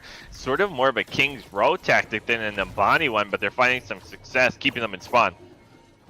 Yeah, just holding them off there, and this is where it starts getting scary for this team. You have to push forward in order to contest the point, but if they're playing like, oh yeah, we're playing like it's third point, it's just making it so much harder for them to even get back and contest. Yeah, I was gonna say they almost didn't make it in time. Here comes Bobo. They're not able to touch. That's effectively a Charlie Niner, and off the pack, moving on after what could be called a whole lot of things, but we'll call it, a scrappy free for all, getting it to go the distance. Yeah, play the game going to Vobo here. Just excellent blades coming out from this guy. I think yeah, it was this one. Just being able to find everybody down here. And dash resets plus blade swings equals lots of death. I know basic math when I see it. Yeah, we learned that pretty early on. That's what we've been going over from the beginning. So super well played there from off the pack. I mean, they had support players here and really looked like they had something put together, but the defense crumbled quickly in what turned out to be a lot of one-on-ones that became super unmanageable. Yeah, they are pretty far ahead here in terms of placement so far. I think they only have to win one more in order to move on till tomorrow. So even though they may have taken the loss here, they could still climb their way through. Absolutely. And so again, we'll be getting ready here for what I believe will be our final interview of the day here. So we're really excited for that. We'll be having Coach Caitlin Roos from Michigan Technological University joining us in just a little bit here. We'll take this opportunity to remind you of a couple of our sponsors, ESTV and the NFL Alumni Association. So thank you to both of them for their continued support, not only of what we're doing here at the Esports CCP, but also of their support for collegiate esports in general. And from what we saw today and so far, Kanashi, I mean, just a lot of really great plays, not only on Genji. I mean, obviously we were looking forward to that today, but a lot of really scrappy Ana plays as well. It's good to see her back in the meta so heavily. Yeah, I personally like Ana play as well. It's one of those things where it's so high skill. You have the sleep dart that you could land. You have the anti-nades, whether to use it to heal or to hurt your opponents, prevent any further healing. Just straight raw damage that you could put out on Ana as well. There's just a lot that she can do, and Nano Boost is a game changer as well. Especially in a current Genji meta, that's that's just asking for death. Yeah, that's getting the 5 pieces there from Yu-Gi-Oh all together. I think I'm getting my games right. Yeah, there you go. Getting the You get the full Exodia. Yeah, you get the 5 pieces of Exodia, you run through them, and yeah, you just call GG at that point. It's just insane to see these teams play head to head. Once again, we are seeing a wide array of different styles of play and different ranks of play as well. But we are getting closer to higher rounds, so yeah, I'm ready to see some crazy gameplay. Yeah, we've gotten to see a lot of great things so far, and and it's what's exciting too about where Overwatch is right now is the level of variety at this point. But it sounds like we'll be having our interview starting here in just a second. So like we said, we'll be getting ready here for Coach Caitlin Roots from Michigan Technological University joining us now. And here she is. So hi, Caitlin, how are you? I am doing wonderful. How are you guys doing? Great broadcast, by the way. Thank you so much. And so, like we said, you're from Michigan Technological University. So what can you tell us about not only the school, but the esports program you have going on there? Yeah, so to start off with our university, we are a public research university. We're in the Upper Peninsula of Michigan, and if I didn't know how the camera was oriented, I'd do the little hand thing and point, which is something that all Michiganders seem to do. We have about 7,000 students, so we are definitely not a huge school. We're kind of right around in the middle. We specialize in STEM programs, so like engineering, computer science. We're adding a lot of new majors within those domains already. So that's kind of how our university works. We get a lot of snow up here. So if you don't like snow, shame on you because snow's super awesome. Our students build like 30-foot ice sculptures in the winter, so it's super cool. We celebrate the winter. Beautiful summers up here. So that's our university. Our esports program, we're the first public university in Michigan to field the varsity esports program, so that's really awesome. We are housed under athletics, so just like our D1 hockey program, our volleyball team, our soccer team, you are a student athlete. You are a Husky representing our university. and so that's really cool. You get to be seen by the student body as a student athlete. You get priority scheduling. You'll be working out with our trainer who trains the hockey team, which will be super cool. We'll have a new state-of-the-art facility that's actually almost done being built right now. So if I wish I had a picture of it, but I think we're waiting for the big release. So that'll be super cool. And we have scholarships, which can be combined with academics, and you could be on a full ride, which is really awesome to say you got a full ride for college. So a lot of good potential here, and it is the first year of our program. So if you want to be impactful and create the culture at your university and really shape your experience, then this is a great place to be. Yeah, it sounds like a really, great and interesting program, especially just starting off. But just a more personal question now. How did you personally get into esports, and what is your involvement with, all the teams? Yeah, good question. I am currently a graduate student. I do game research, so I do interviews and eye tracking. I've done it with Overwatch, Civilization 5, League of Legends, Counter Strike. So that's my dissertation work. But on a kind of a side note, I co-founded the Esports Club, and then we brought that to the athletic department, and they said, "Great, we have student initiative. Students want this on campus." So then we pushed it to the administration, and we have our varsity program. So that's kind of how I've been involved in the university. I've been a gamer all my life. I started with the Mario parties. I was a Mario girl, and then I morphed into League of Legends when I got into college. I play HOTS now for a competitive team, Rip HOTS, but we are in an amateur league. So yeah, I love esports. I love the field. It's an opportunity for anybody to really use their skills, whether that's playing or being a manager, a broadcaster like you guys are doing. So any of you out there, don't be discouraged if you don't feel like maybe you're mechanically good enough to play. Team managers and analysts and coaches and broadcasters do a lot of work, and that gives you a lot of hands-on experience. So, and we are looking for those players as well. So if that is of interest to you, I'd love to financially support you in that endeavor at Tech. And we'll get you out here on this last question. So, not only for you, so you can answer one of two ways. I'll let you spin it however you want. Whether it's for you or for the new program starting, what do you hope ultimately it does? That you have like a top team, that you help people get into the career pipeline. You're obviously doing work with your dissertation on the academic side. Like, what's sort of your hope in the next 1 or 2 years that you develop the most? Yeah, at the end of the day, it's about the students, and my goal is to give them a well-rounded experience. You know, academically, they're going to be challenged at Tech. They're going to get a really good degree. We have like a 97% job placement rate, so they're going to get a good job. I want them to have a good esports experience. I want them to compete. I obviously want to win. Who doesn't want to win? But I want them to develop as people. So we're going to be doing leadership development, communication development, and I think that's really important.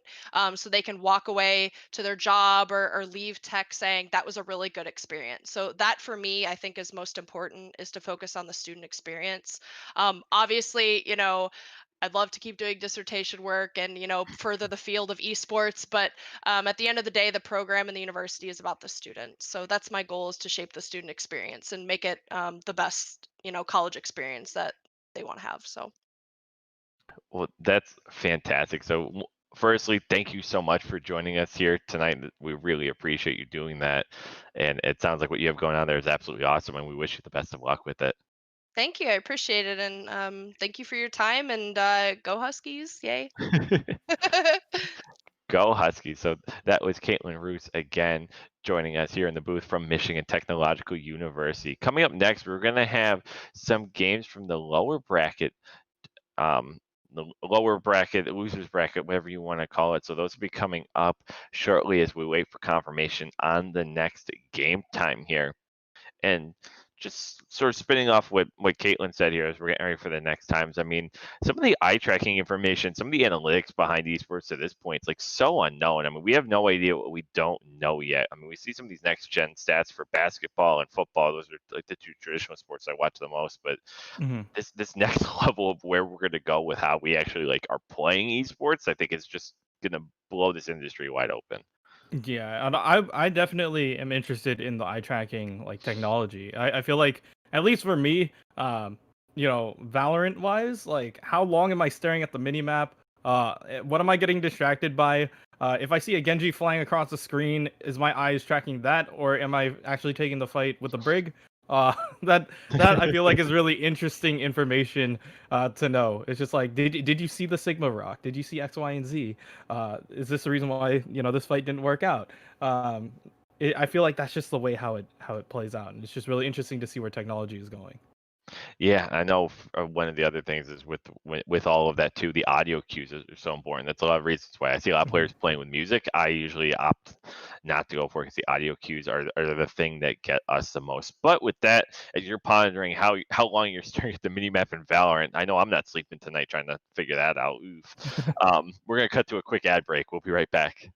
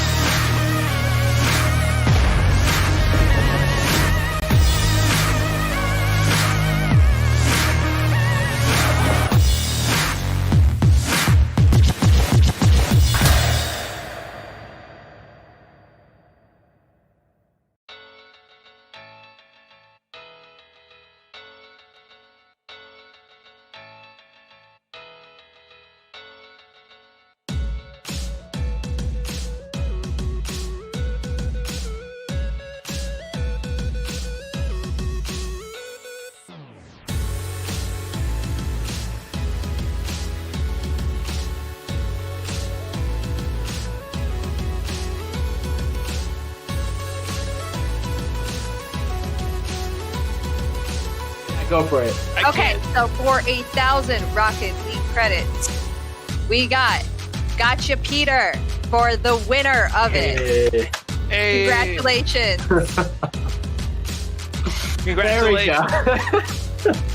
Esports Collegiate Career Pathways, we are dedicated to helping gamers, players really improve their game, whether at the collegiate level like we are today or as a career.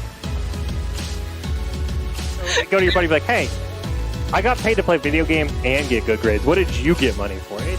We really want to give a foundation for gamers to come in, express themselves in their own way, give them a competitive base setting, and provide them with the equipment necessary to, thrive in that competitive setting.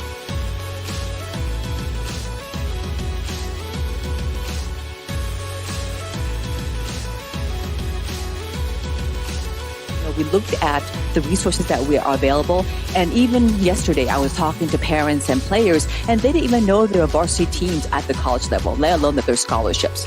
So we took upon ourselves that we really want to put together these combines, not just like Rocket League we're doing now, but we're doing League of Legends in 2 weeks, and beyond that we're probably going to do Fortnite, to really give resources and a recruitment tool for the colleges, but really to get these players in front of the right people at the right time.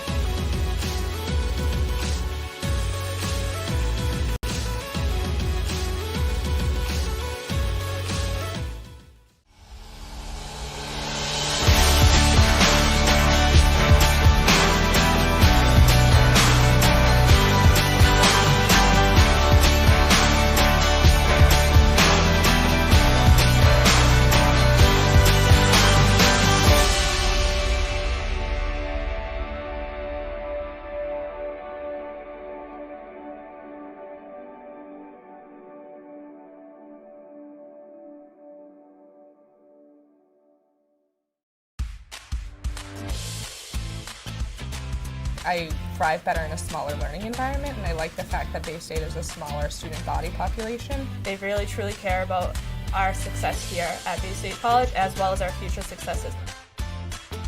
It definitely pushes you to your creative point and really teaches you how to refine your ideas and put them into something beautiful.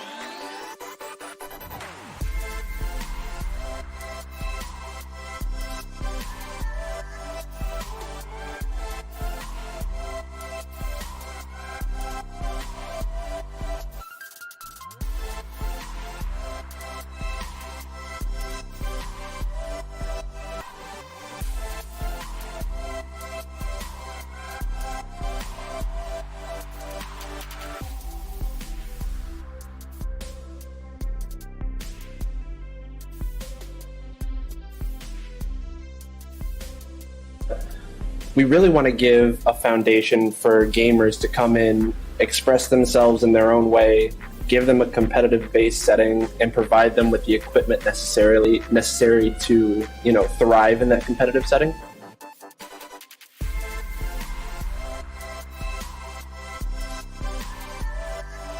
We are planning on having Fortnite, Rocket League, League of Legends, Overwatch, Apex Legends, Call of Duty, and possibly Rainbow Six Siege. Now, these are going to be played at a competitive level.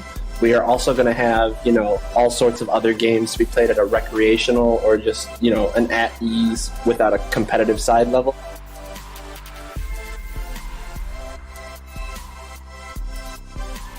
In our first year, we are actually building a brand new state-of-the-art esports lab dedicated just for our esports program. This will have, the best and brand new state-of-the-art equipment that can handle gaming and streaming with ease.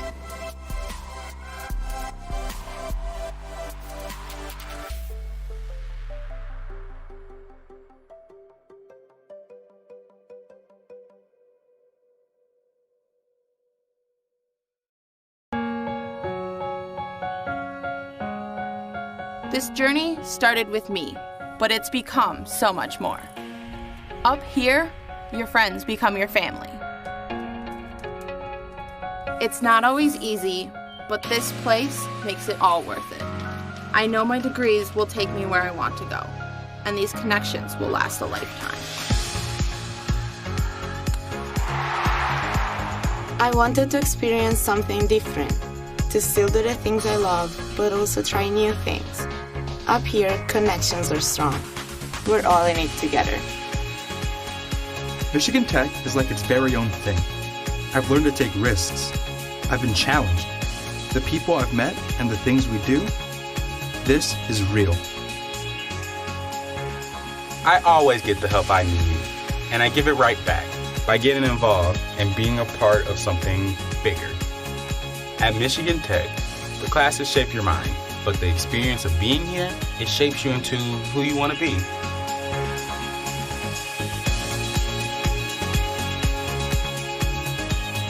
Tomorrow needs Michigan Tech. Tomorrow needs you. Campbellsville University, preparing tomorrow's Christian servant leaders today. Sharing the beauty of music, that's my calling. The caring hands of healthcare, that's my calling. Building infrastructure that powers business, that's my calling. Surpassing expectations, that's my calling. What's your calling?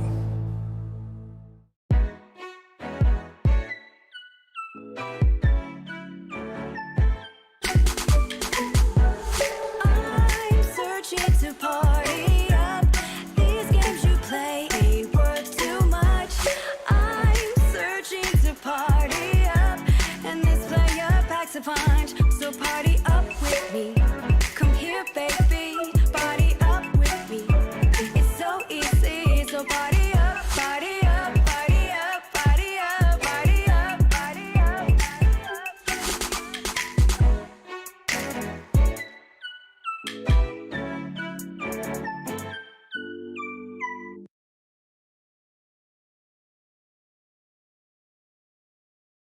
Welcome back, everybody, to Esports College and Career Pathways Overwatch Collegiate Community Combine. I'm Paul, joined by Kanashi, and we're excited to bring you some action coming at you from the lower side of the bracket now.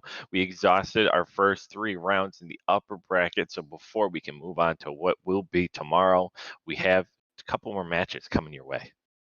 Yeah, we're gonna have a couple more from the lower brackets, but if anything, this may lead to who we get to see tomorrow.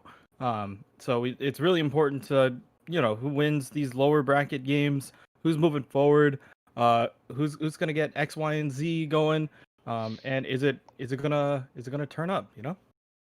Yeah, absolutely. And so as we're figuring out who will be our next match and when, I mean, so we saw a lot of really good Genji plays so far, and I think regardless of what maps we go to next, both tonight and tomorrow night and throughout the tournament, I think it's going to be interesting to see both how teams play with and play into Genji. And if you can't stop the Nano Blade, you're going to have a world of problems.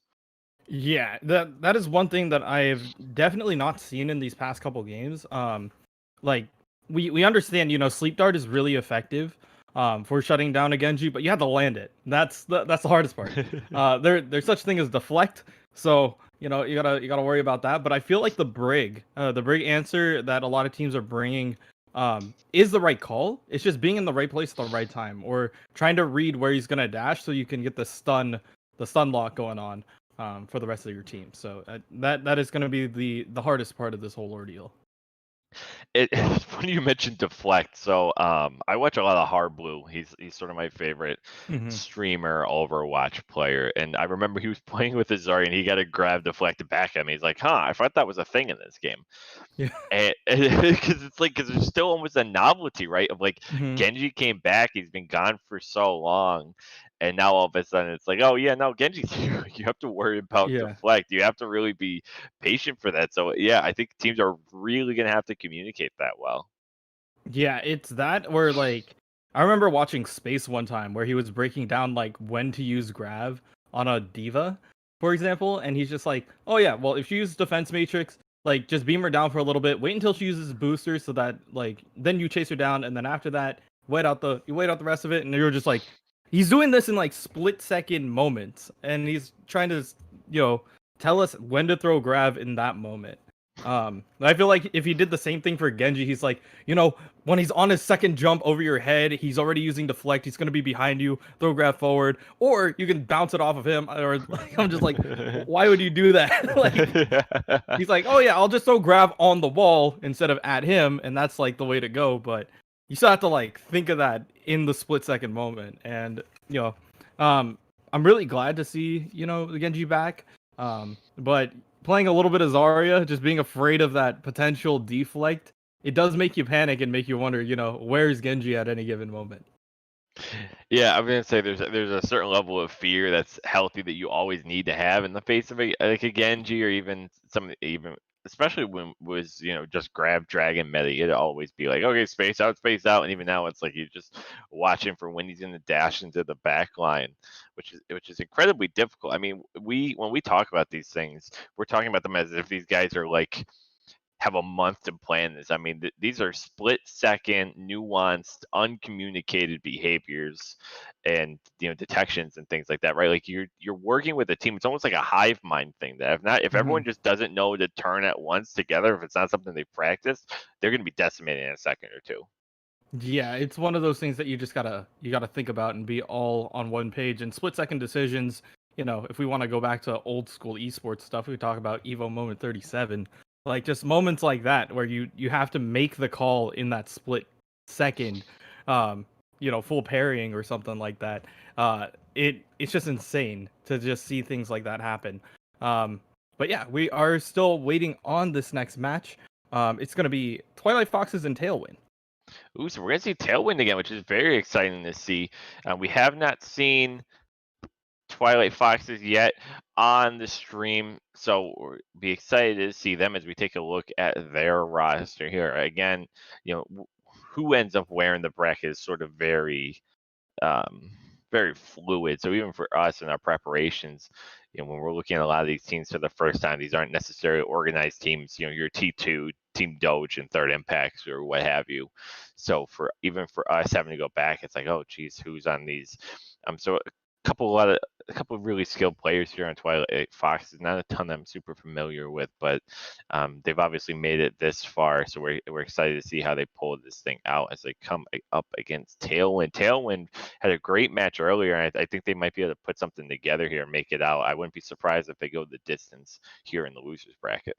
Yeah, we got a quick taste of them earlier, so it's going to be interesting to see if they've switched up their mind. Are they still rolling off of that loss, or maybe they are rolling with momentum again and they're just waiting to go through. So yeah, we're just kind of excited to see these teams go head to head again. Ready to see whatever they decide to pull out. Once again, this meta is very fluid, so a lot of different playstyles. We saw Ball, we saw Zarya on occasion, lots of Genji. Yeah, it's just I don't think there's probably only a couple heroes that we haven't seen played, period. Right, yeah, there's probably just a few things we haven't seen, and at this point, you might even see them come out now. Even late in that last push on the Bonnie, we saw a Torb on the defense. Like, I mean, you're gonna find nuanced situations for a lot of these characters, and that's sort of the beauty of the meta being as balanced as it is now, where you get to see it's like, okay, well, I can use this person now, and I can use them here and there, and not just like forget it. Like, I mean, I remember there was a time like you were throwing if you ever thought of picking Roadhog or Symmetra or Torbjorn, and now they're fairly legitimate. Yeah, like everybody has a role to play now. I kind of equate it to the Dota 2 like mindset of balancing, where everybody has their specific role. Everybody counters a certain thing, and they're overpowered in that sense, but like they get hard countered by something else. So it's like, you can pick up this character, or you can pick X, Y, or Z, but there is a hard counter out there, and you just have to be prepared for whatever that is. And yeah, it's going to be interesting to see what teams decide to play. I know that the Genji is, one of the biggest, one of the flavors of the month, if you would say, like just kind of the current pick of the day. But yeah, depending on how teams want to deal with it, we saw the Doomfist being able to, displace the Genji a little bit. We could see Roadhog maybe slowing him up. We know the Brig has a stun. It's just going to be interesting to see what they decide to pull out against the Genji. Yeah, you could see some fairly legitimate brawl comps come into play, like you said, with those breaks and with even a Mei. We haven't seen a whole lot of Mei come into play yet. I'd say we saw a little bit one of a defense on Li Jiang, but it didn't hold up super well ultimately. But we might be able to see a little bit more there. So as we're getting ready here for our next match, though, we'll take a second to do a little housekeeping. We'll thank our sponsors, ESTV and the NFL Alumni Association, for their support of our events. So thank you to both of them. We also like to reiterate what we are. So we are the Esports College and Career Pathways. Our mission is to provide a safe and supportive environment for gamers focused on diversity and inclusiveness, and we want help with the pathway between amateur and high school esports into collegiate, with substantial scholarships and other ways that can be life-changing. We also want to thank everyone who joined us for interviews today. We had Coach Ryan Hids from Concordia University.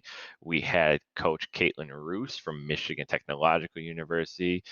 And we had Advanced Pirate joining us from Marian University. So thank you again to all of our interviewees for joining us in the booth and for being part of this event. So we'll be getting ready for lower bracket here in just a second. We're going to be going to Lijiang Tower again. So over-reliable as far as the control maps are concerned. Basically the control scrims row, if you will. So I'm excited to see us go back there. Yeah, it's just another very comfortable map. Once again, we got to see it as our first map. Depending on which point of Lijiang Tower they get, depends on, the way how they play it. The FAR really does lend itself to Night Market if they decide to do that. We've seen a lot of brawlier comps on, Control Center, if we ever get there. I think, yeah, we didn't go to Control Center last time. We went to Gardens and Night Market. So yeah, it's going to be interesting to see, what Papa Jeff is going to give us in terms of map. It's going to be always random. We'll see if it plays out here. Speaking of Papa Jeff, so we just had the Steam sale, right? And I picked up Wallpaper Engine. So I had a picture. I had the video of Jeff Kaplan eating his cookies by the fire on my second monitor for far too long. Like, it went from being funny to just being really cliche really quickly. But kudos to Papa Jeff for doing that sort of thing. Dude's just a fun time. Yeah, he just, puts everything out there. I just wish that, I feel like Jeff Kaplan has like a secret like fashion line of like Overwatch merch that is never going to be released. And he's just got it in his back closet, and he's just like, what do I want to wear today? And like for whatever update he's doing, like for example, the Diva jersey. The Diva jersey never came out. Someone needs to give us that. Yeah, like the Diva jersey is in Jeff's closet. It's somewhere. Can you put it in the store, please? You could take my money. It's just, Yeah, it's just just let hidden in me that. give you my money, Blizzard. I don't know why companies have to make that so hard. Just let me give you my money. Yeah, exactly. But like he's got a whole bunch of just really nice like Overwatch gear that has just never been released. The hidden Papa Jeff line. We just gotta wait on that. Just to let you guys know, once again, this is a 2-day event. We will be back on tomorrow, the same time. Gonna be, tackling the semis and grand finals, going into there. The prize pool for this event is $390. The first place is going home with 210. Second place is going home with 120, and third place is going home with 60. So make it a top 3, you get a little bit of a cut. Yeah, it's like getting a little extra coin in your pocket, never a bad thing. So really excited. Maybe they'll be saving up for when they finally give us that jacket there. Jeff, come on, buddy. Spread the wealth here with us. So we've got here, make sure I got my team names correct here. Twilight Foxes on the blue and Tailwind on the red side here to open up. Obviously no attack or defense here on control. And starting off here on Night Market. Both teams going for the Symmetra. I really like seeing that. Yeah, mirror compositions coming out here too. They're both going as quickly as they can, getting straight to point and trying to hold it down for as long as they can. This is gonna be, lasers and shields going out here, but so far it looks like Tailwind is gonna be able to control the point down for as long as they can here. Yeah, Tailwind got there just so much sooner. I think they were just a little bit more organized. And we're going to see Soli get the first pick here on the Coco. And that's going to bust this thing open. Lasers aplenty. They still haven't gotten the turrets above. You're watching it from this great view. Thank you, Leche. You can see the lasers. I mean, it just hit everybody. No one turned around and looked at it. That's effectively a team kill and a really nice play. And look at those ult charges up on the board. Yeah, the one thing that I really want to highlight in those last 2 fights were Polar. On the Mei, she was just able to lock off some of the exit routes that they were gonna get. Like the original teleporter to the top, they put a wall down so that when people, depending on which side you're on, you're either gonna get pushed on the point or pushed off the point. So Roy's going to go in for a shatter. Gets caught on the other side of the wall, though. Terrafu going to take them out. So it's going to be a 5-on-6 on point. Yeezy going to do something. Here comes Amplification Matrix going into a lamp. Huge shatter here from Yeezy. Coco going to clean that up right quick. And just under 40% they'll take over point. Yeah, Yeezy showing us, there's an Earth Shatter available. Just able to lock it down with that and try to clean up what they could. But honestly, good wall by Scene, not allowing Aurora to really back up onto point and be safe there. And now they're just gonna be able to lock this down, try to keep the pressure up here. Yeah, let's see what they can put together here on point. We're gonna see Lamp already come out here from Manaka here. Blizzard coming out as well, so we're gonna see some more fighting going on. Everyone caught it, but they're not able to capitalize on any between both Blizzards, so it's just a stalemate as Scene takes down Soli. Here comes Easy though, taking down Aurora. That sets them up with a 6-on-4. Bongo is down, not finding any value though. Climate and Polar taking down in short order here, and they're gonna retain point just over 40%. Yeah, and this is the first time. It's the first time that they're gonna actually have the advantage going on to this point here. Soli is gonna switch off now onto the Ashe, and they are gonna switch up their composition. They are gonna go for that pharmacy in the air, and then the double shield, a little bit more portable shields this time though. Yeah, I think I like that. It'll give them a little bit more angle creation here as they've been struggling to find ways onto point so far. And Soli gotta take down Terrafu right off the bat here. Amplification Matrix is out on point, as well as the lamp, so that's going to go away. Now here comes the Amplification Matrix from Manaka. Soli and Polar are going to find a couple of kills. Polar with the boop off the side, and it looks like after a little cleanup here of the other side, they'll be able to take over point. Yeah, and they're just pushing Yeezy off the point, and they're going to be able to grab that. So 86% though for the side of Twilight Foxes is actually going to be really, really helpful for them. They pretty much just have to win like maybe 1 and a hold, and they'll have it. But Tailwind gonna try to keep the speed up on their side as they apply the pressure.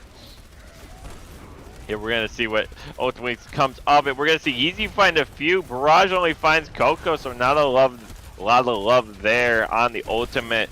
We do see here that on the Twilight Foxes side, they are sitting at 86%. So with this cap, they're forcing it to final fight. Yeah, this is final fight territory for them, but they do have a couple of ultimates that they can play with. Aurora is actually going to commit to the ball to maybe touch and get there in time. See what his route is. Might be around the side. If he can get in there, he does get the touch. Ooh, Coco's going to find the kill on the Polar right out of the gate. They do have Bongo out into Immortality field. Here comes the res from Polar. Aurora finds the kill onto Wisha was flagged. Solely Aurora find a couple more. So while Scene is going to catch a lot of people in the Blizzard, not a ton of value there. Aurora's going to push Yeezy and Terafu off point. That's a team kill here from the side of Tailwind, and they've got a chance to bring this point back. Yeah, this is going to be a really interesting next couple of fights here. There's Gravitic Flux. There's also, you know, Bob available, and potentially the Defense Matrix also coming out from Tailwind. Meanwhile, on the other side, they do have the beat drop for the defensive use, but they also have Shatter. Yeezy was able to connect the last time that they used it. We'll see what they're able to put together. Here comes Gravitic Flux. Is it able to find anybody? Not quite here. Immortality field, both taken. They're taken out from both sides. Excuse me here. Solely Bob gonna be taken out as well. Scene and Coco finding a couple kills though. They have a lead now, and they're looking to push it. Manaka had forced a trade at least. Bob is out. Yeezy and Wisho is Flex finding a couple kills, and it looks like they're going to be able to take over point if they're able to withstand the stall. Yeah, and they're going to be able to bring it down, and it looks like they're trying to close it off as Twilight Fox is going to be able to take first point. Yeah, that was really well played there from Twilight Foxes, and what was a great back and forth here, and ultimately able to press from both sides. And so as we move here in the garden here, Kanashi, what sort of things or adjustments do you think we need to see from both sides, or where do you think they had it going right? I mean, I feel like the pressure from Polar on the Mei was really good going into, that first half and just being able to hold it down. It was just a pure aggression from like Yeezy on that Reinhardt, just being able to catch out a couple of people. But, it really does depend on how the team is going to play around it. I like the difference in the school of thoughts coming out, rolling out here at the very beginning of this point. Just can't wait to see a clash. Yeah, I really prefer. I have a personal bias toward the dive here. Solly's going to find the first kills here. Solly with the dash, finding a double. Climate with another. Here comes Yeezy with the pins. So we're seeing a lot of great pins here on Garden initially here. All the way across the board. Kiddish is going to be taken out by Pimp. We're going to see a turret kill on a Manaka, I guess. Solely takes on Terafu, but first Cap going to Tailwind. Yeah, and they were just able to push the tempo up quick, and this is the joy of dive comps. I don't know who remembers the old school dive comps, but it's just like getting there quick, finding a pick, and then being able to get out is very important. Especially for a Genji player, for Solely in this instance. If that ability to get in there, assassinate, and get out is really getting in there for precise, calculated action here. We're going to see the mines coming out here from Climate, going to be caught in the shatter. Yeezy's able to find them, but Climate finds Wish I Was Flex with the mines here. We're seeing a really nice stall here from Keditrix trying to put on something, but Terafu and Coco cleaning up. Might see something here from Aurora, and they'll go over 40% at least. Yeah, they're going to be able to lock it down, but the hardest thing, I believe, for this next fight is going to be locking down Solely. Like, Solely does have his blade available at this point. And Aurora also does have, well, pretty much will have Primal Rage coming into it. Climate is going to be switching over to Diva. So this is like old school classic dive. Yeah, I went with Duro. It's like, yeah, the only thing they're missing is a Diva, and here we go. Polar not able to land the bomb. Solly's got the blade. No results yet from that. Wish I was flexing the first and only one to fall from that, but that might just be enough if they're able to corner off DJ Radish. Able to take him down with Scene, and it looks like we're gonna see point flip again in favor of Tailwind. Yeah, Tailwind definitely getting those two turns of speed back here, and just making sure we play at our tempo. We're not gonna let them play. Solely, even though he didn't get a lot out of his blade, he did get the support. So That did shut down the potential for a beat drop, which is really important for his team in order to clean it up. Yeah, that was really well played for sure here. We're going to see fairly even ult economy coming in this next fight is across 60%. And what they hope will push this to third and deciding point here coming out of loser's bracket. Winner moves on and loser goes home here. No kills yet so far. So in the back line taken out by Yeezy during the blade. Aurora taken down as well. Blizzard on point. Not finding anybody but basically a zoning ult there. But look at that percentage in this whole. It looks like they're going to push it to roughly 87%. That's one fight territory here. Yeah, so lots of ultimates coming out from both sides here. Lots of crowd control coming out from Tailwind. Meanwhile, Twilight Foxes do have a couple of high damage ults here. They do have Coalescence as well as the Pulse Bomb, and we'll see what they're going to start out with. Diva Bomb not going to find anything on that first ult of the fight. Here comes Easy with another signature pin on the Caditrix, but off that pin though, there are 2 kills from the other side, so the 5-on-4 continues. Here we see an angry monkey here. Aurora on point, just not having enough, no nonsense here, but they've got to cap this point here, and it looks like they're going to move to do that now. Yeah, I wish I was Flex is going to be the last one to try to hold it down. So once again, one fight territory. Depends on what the team is going to try to do in order to keep it going, but Coco's going to blink over the ravine here. Trying to get on there. Quick.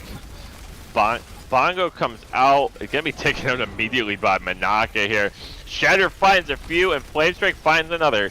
Terrafu takes down Manaka here. Aurora down, setting up a really nice 6-on-3. And even if they lose point here, though, they have an opportunity to come back with Blade from Sully here. And with the dive comp that they have, they'll be able to touch and maybe make an interesting fight. Yeah, this is going to be interesting. Wish I was Flex is going to have his beat available. And Sully's just going to try to survive and maybe make it here. He does have the blade available, so we'll see what happens here. He's going to be able to touch. To move on. Caditrix, remember, really, really late here. Aurora finds Terrafu already here. Watch for the Charlie 9er, though. Don't want to result with the C9. Blade comes in just as beat drops. We're not going to find any value there. Yeezy finds a couple. Wish I was Flex finds a few. We see the Cryo here come out from scene. Not going to go down that easily. Polar and Sully just trying to hold on, but it doesn't look like they're going to be able to. And with that, Twilight Foxes wins and is moving on. Yeah, honestly, a really solid game coming out from these teams. Keeping it very, very close. Play the game going to Yeezy here. Just a solid bunch of Earth Shatters here. I don't know how that landed, but I guess Blizzard, whatever works. Pin trying to come out and get a couple more swings. Fire Strike being able to clean up, and just like that, it's just really, really interesting. Couple of things happening there. Yeah, a really nice cleanup there. And really, Twilight Fox is showing their mettle, right? I mean, we saw Tailwind really have what turned out to be a fairly good game. I mean, they had played Byzantine earlier, right? I believe. And I mean, it was a great showing against what we thought was a really great team. And we're actually going to see them again here in a hot second. But Twilight Fox is a really pleasant surprise here moving through the losers bracket. Yeah, it was interesting to see them, once again against Byzantine first, and then see them here. They had a really good idea. They kept the fights close. It just came down to ult usage and just being able to clean up the rest of it. So, congrats to Twilight Foxes. They're going to be moving on forward. I think we have one more game, correct? Yeah, so we'll be having Byzantine Empire versus Decima coming up here really quick. It looks like they're going to be just about ready here shortly. We were getting word from our production team in the background that they're going to be prepping whenever. So we had a quick turnaround here. And as we think about how things are going to go tomorrow and through the rest of the tournament, I think teams' abilities to play with and against the Genji sort of, again, the backdrop of really any Overwatch event at this point. But ultimately, when we're thinking about Overwatch now, I mean, it's crazy to see how far we've come, right? Like between the addition of so many characters, I'm like, we're gonna have Overwatch 2 soon. So for all we know, everything we were talking about could change. But the game's really opened up to play more like a game like League or something where you can mix and match than just one comp and that's it. Yeah, just being able to, have that fluidity and have the options to play whatever you want, really does open creativity. Like even if it is in role lock where you have, 2-2-2, just the combination of said, characters in that said pool, will make it really interesting, and a more interesting play. Yeah, absolutely. And we'll take a second here, do a little housekeeping as we get ready for this next match. Again, we are Esports College and Career Pathways, and you are watching the Overwatch Collegiate Community Combine. Our mission is to provide a safe and supportive environment for gamers while focused on diversity and inclusiveness. We believe in providing a path for amateur and high school players to pursue their college and career in esports. And I hear in my ear Dorado, so we're already jumping into the action here. So really quick, thank you again to ESTV and the NFL Alumni Association for their sponsorships, and also thank you to everyone watching tonight. Thanks for coming and hang out with us on your what day of the week is it? Saturday night. It's Saturday, yes. Quarantine life finally getting to me.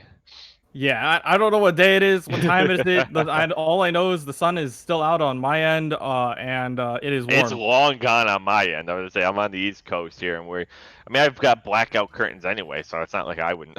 It's not like I would know anyway. I don't know what time it is, anyways. I'm just locked in this room. But yeah, we're getting ready for Dorado. We saw Dorado earlier, and I feel like this is one of the maps that really does favor Genji. We saw Soli do some really interesting wraparounds, and we saw Byzantine Empire also on this map earlier. This is the one where they were able to take him out.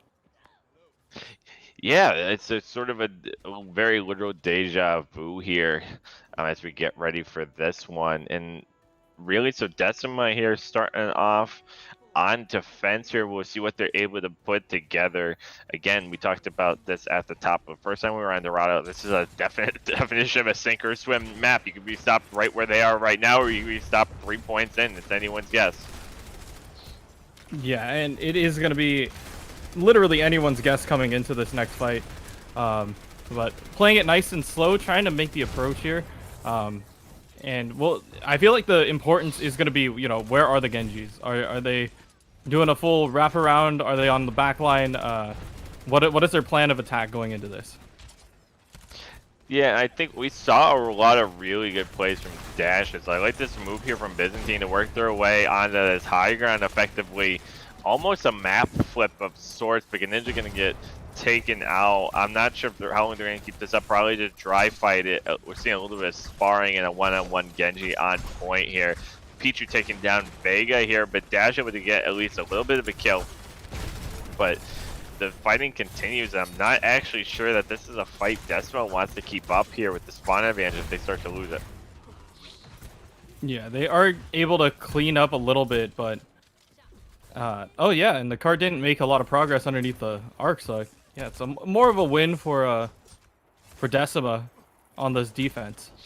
Yeah, that was really well played. Pichu stalling card effectively in that one-on-one with Dash and able to capitalize with Mr. Jean Kill. My French is a little weak, but I believe Mr. Jean Kilku. But Dusk and Vega gonna find a couple kills here. Here comes ZZIB with the Ash. Once again, we saw it earlier, and they are back. Vega and Dusk gonna clean things up here. That's effectively a team wipe here, and we're sort of the same scenario as last time. Can they touch, or are they going to at .01? Yeah, Byzantine was able to keep it going, but it doesn't look like they're going to contest it. Looks like we are going to get a little bit more Overwatch this time. As we move on into point two. Really good placement from ZZIB to throw the seventh man Bob in the back line in order to make him turn around or at least have to deal with it. Yeah, we'll see how they're able to work with that here, or working off the heels of that, excuse me. Dash gonna take down Mr. Jean. We're gonna see a little bit more. Vegas got the rally, so they should be looking to press a little bit more, but look at that Gravitic Flux 5-5 into a blade combo. Pichu gonna find Dusk at least. Immortality Field from Paz kept them alive for a little bit, but Pichu popping off. What a combo, Wow. finding 4 and sending them back to spawn. That dash clapped 2 of them right there. It's really good aggression from Pichu, just being able to clean up and get exactly what they needed. Good start by Jaharo in order to get that Gravitic Flux up in the air, and Pichu for the cleanup. So, if you are on the side of Byzantine Empire, though, you would have to realize the ult advantage coming into these next couple fights. Yeah, they've got to put together something here. I mean, they had Dash with the blade. I believe he's had it for a little bit. I mean, you got to keep that cycle going. They're able to obtain it so quickly that you want to take advantage of how fast he can grow. But here comes the Gravitic Flux to start off this fight. Couple caught in it. They're going to try for the same combo. A little bit of a wayward dash there from Dash. Not able to capitalize off of that. Nothing resulting from BZZIB going to find Rigomor's Bien and Jaharo, though, cleaning things up. And look at this. Byzantine Empire just can't get things rolling again. Yeah, they're starting to not look so stable going into the second fight. It's more like they had the right idea, trying to get the play together, but there wasn't a lot of real like facts, real hold down that they could get going. Once again, this time for Decima, they're gonna have, you know, the Gravitic Flux blade combo coming up again. So another thing to look out for.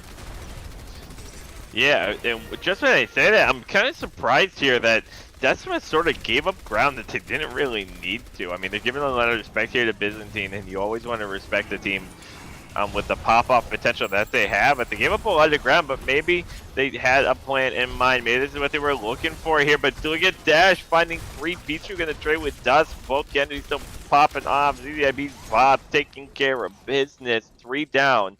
And just like that, they're going to keep this car rolling.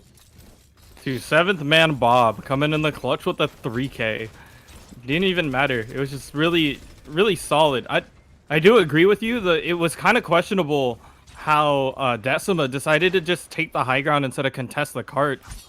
Gave him a lot of free space. I understand respecting space, but at the same time, you gotta keep the pressure up there. Yeah, I think if and when they look back on it, you know, some of these teams are pug teams, but others are more organized. If they're going to do a VOD review of this, they're going to watch that and kind of be like, we kind of put peg at that fight, as we say in the vids. They let that one get away from them. They put a nice dynamite over the top, just getting some damage in. You know, nothing quite yet. Again, they're going to be looking for some poke. Dash does have blade. An amplification matrix is offline here, so they can possibly do like a budget blade combination here with a bond going to blade, and they're going to opt for it. They've got them all on that high ground here. They're not able to shred that lamp super quickly, but now they do. Dash finding a triple kill here. No salvation to be found. Regomore is taken down next, and they're going to push them in this spawn here. And the way this is set up, they might have time for one last hold, but it's not quite to push it through. Whew. Yeah. If you're looking back on that fight, you're wondering why they're giving up so much space. There's a line that you have to draw, and I don't think, you know, Decima even found the marker. They were like, okay, well, we'll just let them, you know, ride the cart for a little bit. Meanwhile, I understand, you know, high ground is important to keep, but at some point you just got to put your foot down and say, you know what, we can't let the payload just cruise through here like this. Yeah, it just. And the flip side, I try to put myself in their head that, like, okay, you play with high ground, and like typically, yeah, you want to play with a lot of high ground, but when you're playing with these sort of hyper brawly comps, right? Like you're playing through a Genji, so already your top damage is right in their face. Like you're playing with a Brigitte, you're playing with an Orisa. Like even if you're looking for an off angle with Vianen, like. I think they're going to look back and go, we just gave up a little bit too much. If anything, if you hold that next corner, even if you die there, by the time they get to cart and start moving, you end up fighting in that same spot anyway again. Yeah, that is just one of the harder things to do. It's like, you know, once again, high ground is really important to sustain and keep up, but you can't really afford to give up, you know, payload progress. That is something that, you know, that is the objective. You may get all the kills and whatever, but at the end of the day, if the cart gets to the end, that's the game. Yeah, well said for sure. So we're gonna see them set up on this initial high ground here. We're gonna see Dash looking for some early ult charge. Wow, what an assassination coming in to take down Vianin. Regamors goes down next. Great coordination. Though Dash is taken out, that puts at least a stutter to this early push before they turn the corner. Yeah, that was just nasty. That halt into Dynamite just got so many people in it, and then with the dash, just being able to get in there, get a kill, maybe get a reset for the team. Once again, look at another 3-man Dynamite. Just that's how ZZIB is able to get. You know, he's at 81%, while the enemy Ashe is barely reaching 30. Yeah, they're really not able to put a whole lot together there. ZZIB and Dusk finding another couple kills here. So this is where it gets tough to hold, right? Like it's under the bridge, so there's only one way to it, unless they try to flip the board, which it looks like they might here, but they know what's coming.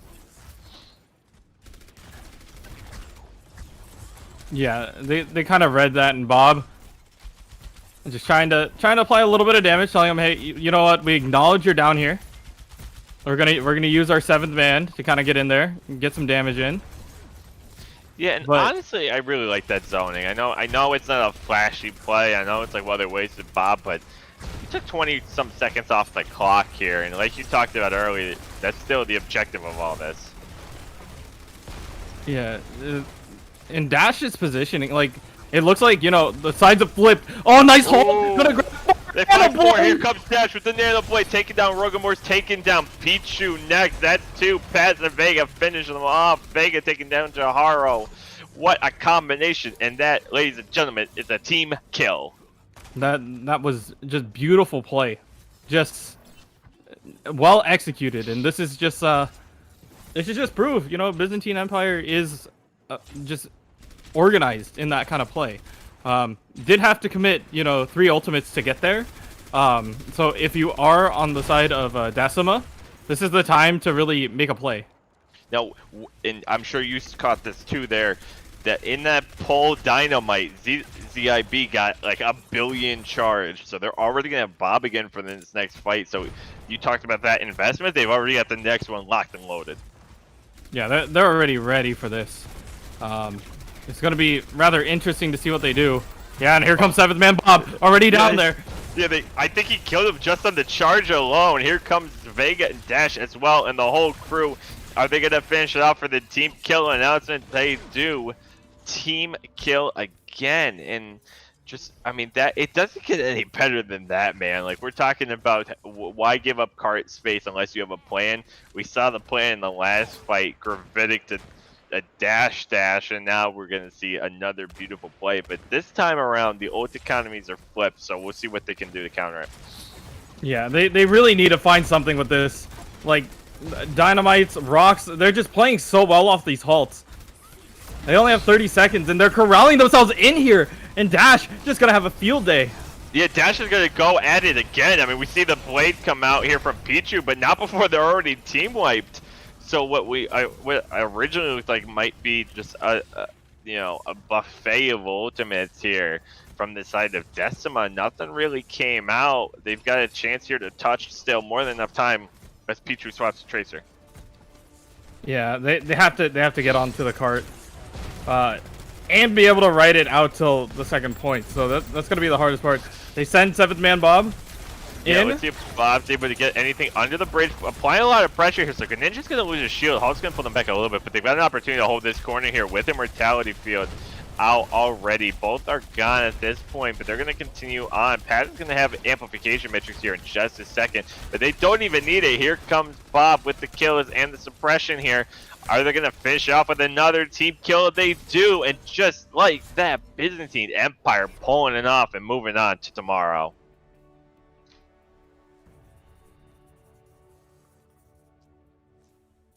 Yeah, just honestly really solid play coming out from both of these teams. Play of the game's going to go to Dusk. And Dusk had a really solid Gravitic Flux coming out here. Was able to catch out quite a few and allow the rest of the team to really clean up after it, and that's how, once again, clean execution off the halt. You just see the halt pull, and then the gravitic flux into the blade. It's just, clean textbook Genji Blade Overwatch. Yeah, that was so well done. And so, congrats on moving on here to Byzantine Empire, and GG's to Decima on a great run there in the lower bracket. So a lot of great Overwatch play here. In general, obviously, we've got to see sort of an amalgamation variety of different teams and different compositions. But I mean, at the end of the day, that's to end up with that Sigma Genji combo the way it did with 3 or 4 straight team kills. Just so well played by Byzantine Empire. Yeah, just really solid, perfect textbook gameplay. They were just able to find the kills that they want, play the tempo that they want, but at the same time, I feel like, Decima had the right idea, playing into them. I just feel like that taking the high ground may have bit them a little too hard, even if they may not have had that opportunity to take the high ground later. It's more important to stop the progress, and just they could have had a chance if they got past the first point to maybe seal the deal earlier. Absolutely here. And so we're gonna start getting ready to head out here. So Kanashi, where can we find you? You guys find me on Twitter at Kanashi_GG, because somebody took the one without the underscore. And then I'm also on Twitch at KanashiGG without the underscore, because apparently that one wasn't taken. How about you, Paul? And so you can find me on Twitter at PaulEC. That's PAWLIEC. You can find that below the name there. That's primarily where you can find me. You can also find the Esports CCP on Twitter at Esports CCP. Obviously, if you're watching right now, please give that follow button a smack there so you can come back. We'll be back here tomorrow night, same time, same place, 7 p.m. So whether you're watching it here or through any of the other stream outlets that this is going through, again, this will be back here tomorrow to finish things up for the night. I just want to give a shout out to Leche, our producer, who did a great job running so many different things. Also, shout out to Serene and Catherine and everybody who joined us in the booth for their interviews. Really thankful to be part of this entire crew. So with that, enjoy the rest of your night. We'll see you back here tomorrow. Take care.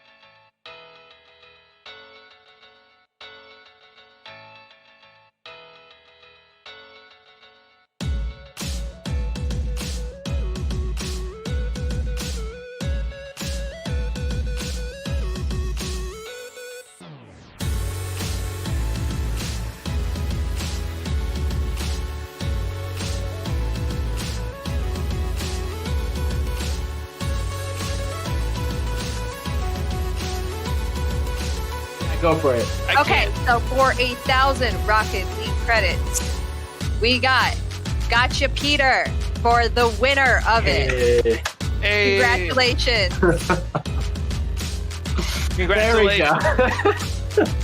Esports Collegiate Career Pathways we are dedicated to helping gamers, players really improve their game, whether at the collegiate level like we are today or as a career. Go to your buddy and be like, hey, I got paid to play video game and get good grades. What did you get money for? We really want to give a foundation for gamers to come in, express themselves in their own way, give them a competitive base setting, and provide them with the equipment necessary to, thrive in that competitive setting.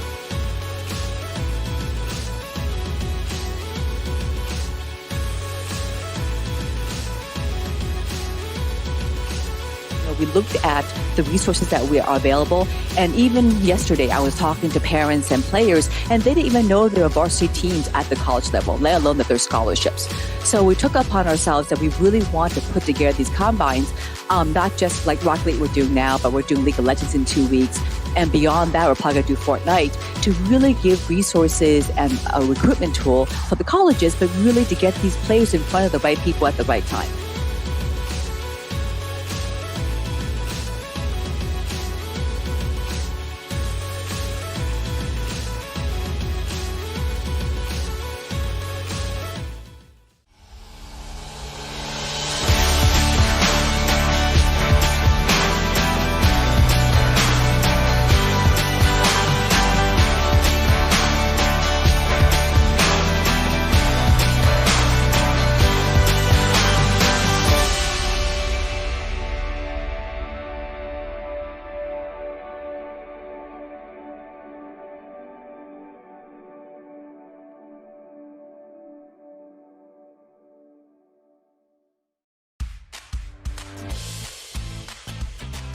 I thrive better in a smaller learning environment, and I like the fact that Bay State is a smaller student body population. They really truly care about our success here at Bay State College as well as our future successes. It definitely pushes you to your creative point and really teaches you how to refine your ideas and put them into something beautiful.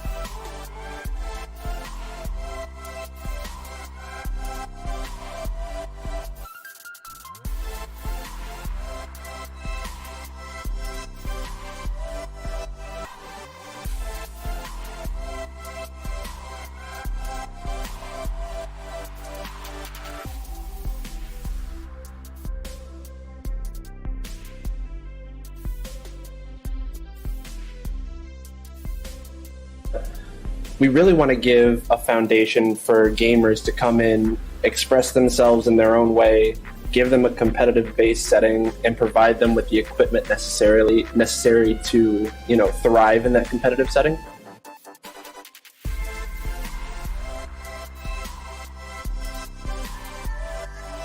We are planning on having Fortnite, Rocket League, League of Legends, Overwatch, Apex Legends, Call of Duty, and possibly Rainbow Six Siege. Now, these are going to be played at a competitive level. We are also going to have, all sorts of other games to be played at a recreational or just, an at ease without a competitive side level.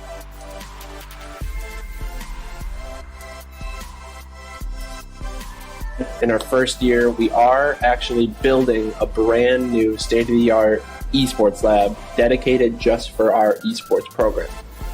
This will have, the best and brand new state-of-the-art equipment that can handle gaming and streaming with ease.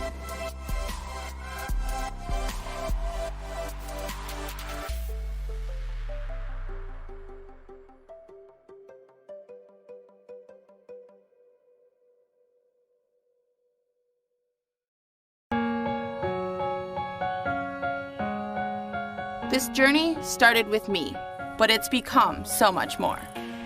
Up here, your friends become your family. It's not always easy, but this place makes it all worth it. I know my degrees will take me where I want to go, and these connections will last a lifetime. I wanted to experience something different, to still do the things I love, but also try new things. Up here, connections are strong. We're all in it together. Michigan Tech is like its very own thing. I've learned to take risks. I've been challenged. The people I've met and the things we do, this is real. I always get the help I need, and I give it right back by getting involved and being a part of something bigger. At Michigan Tech, the classes shape your mind, but the experience of being here, it shapes you into who you want to be.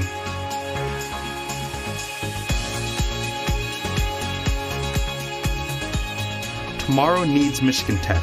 Tomorrow needs you.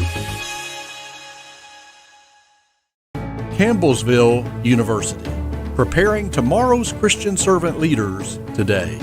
Sharing the beauty of music, that's my calling. The caring hands of healthcare, that's my calling. Building infrastructure that powers business, that's my calling. Surpassing expectations, that's my calling. What's your calling?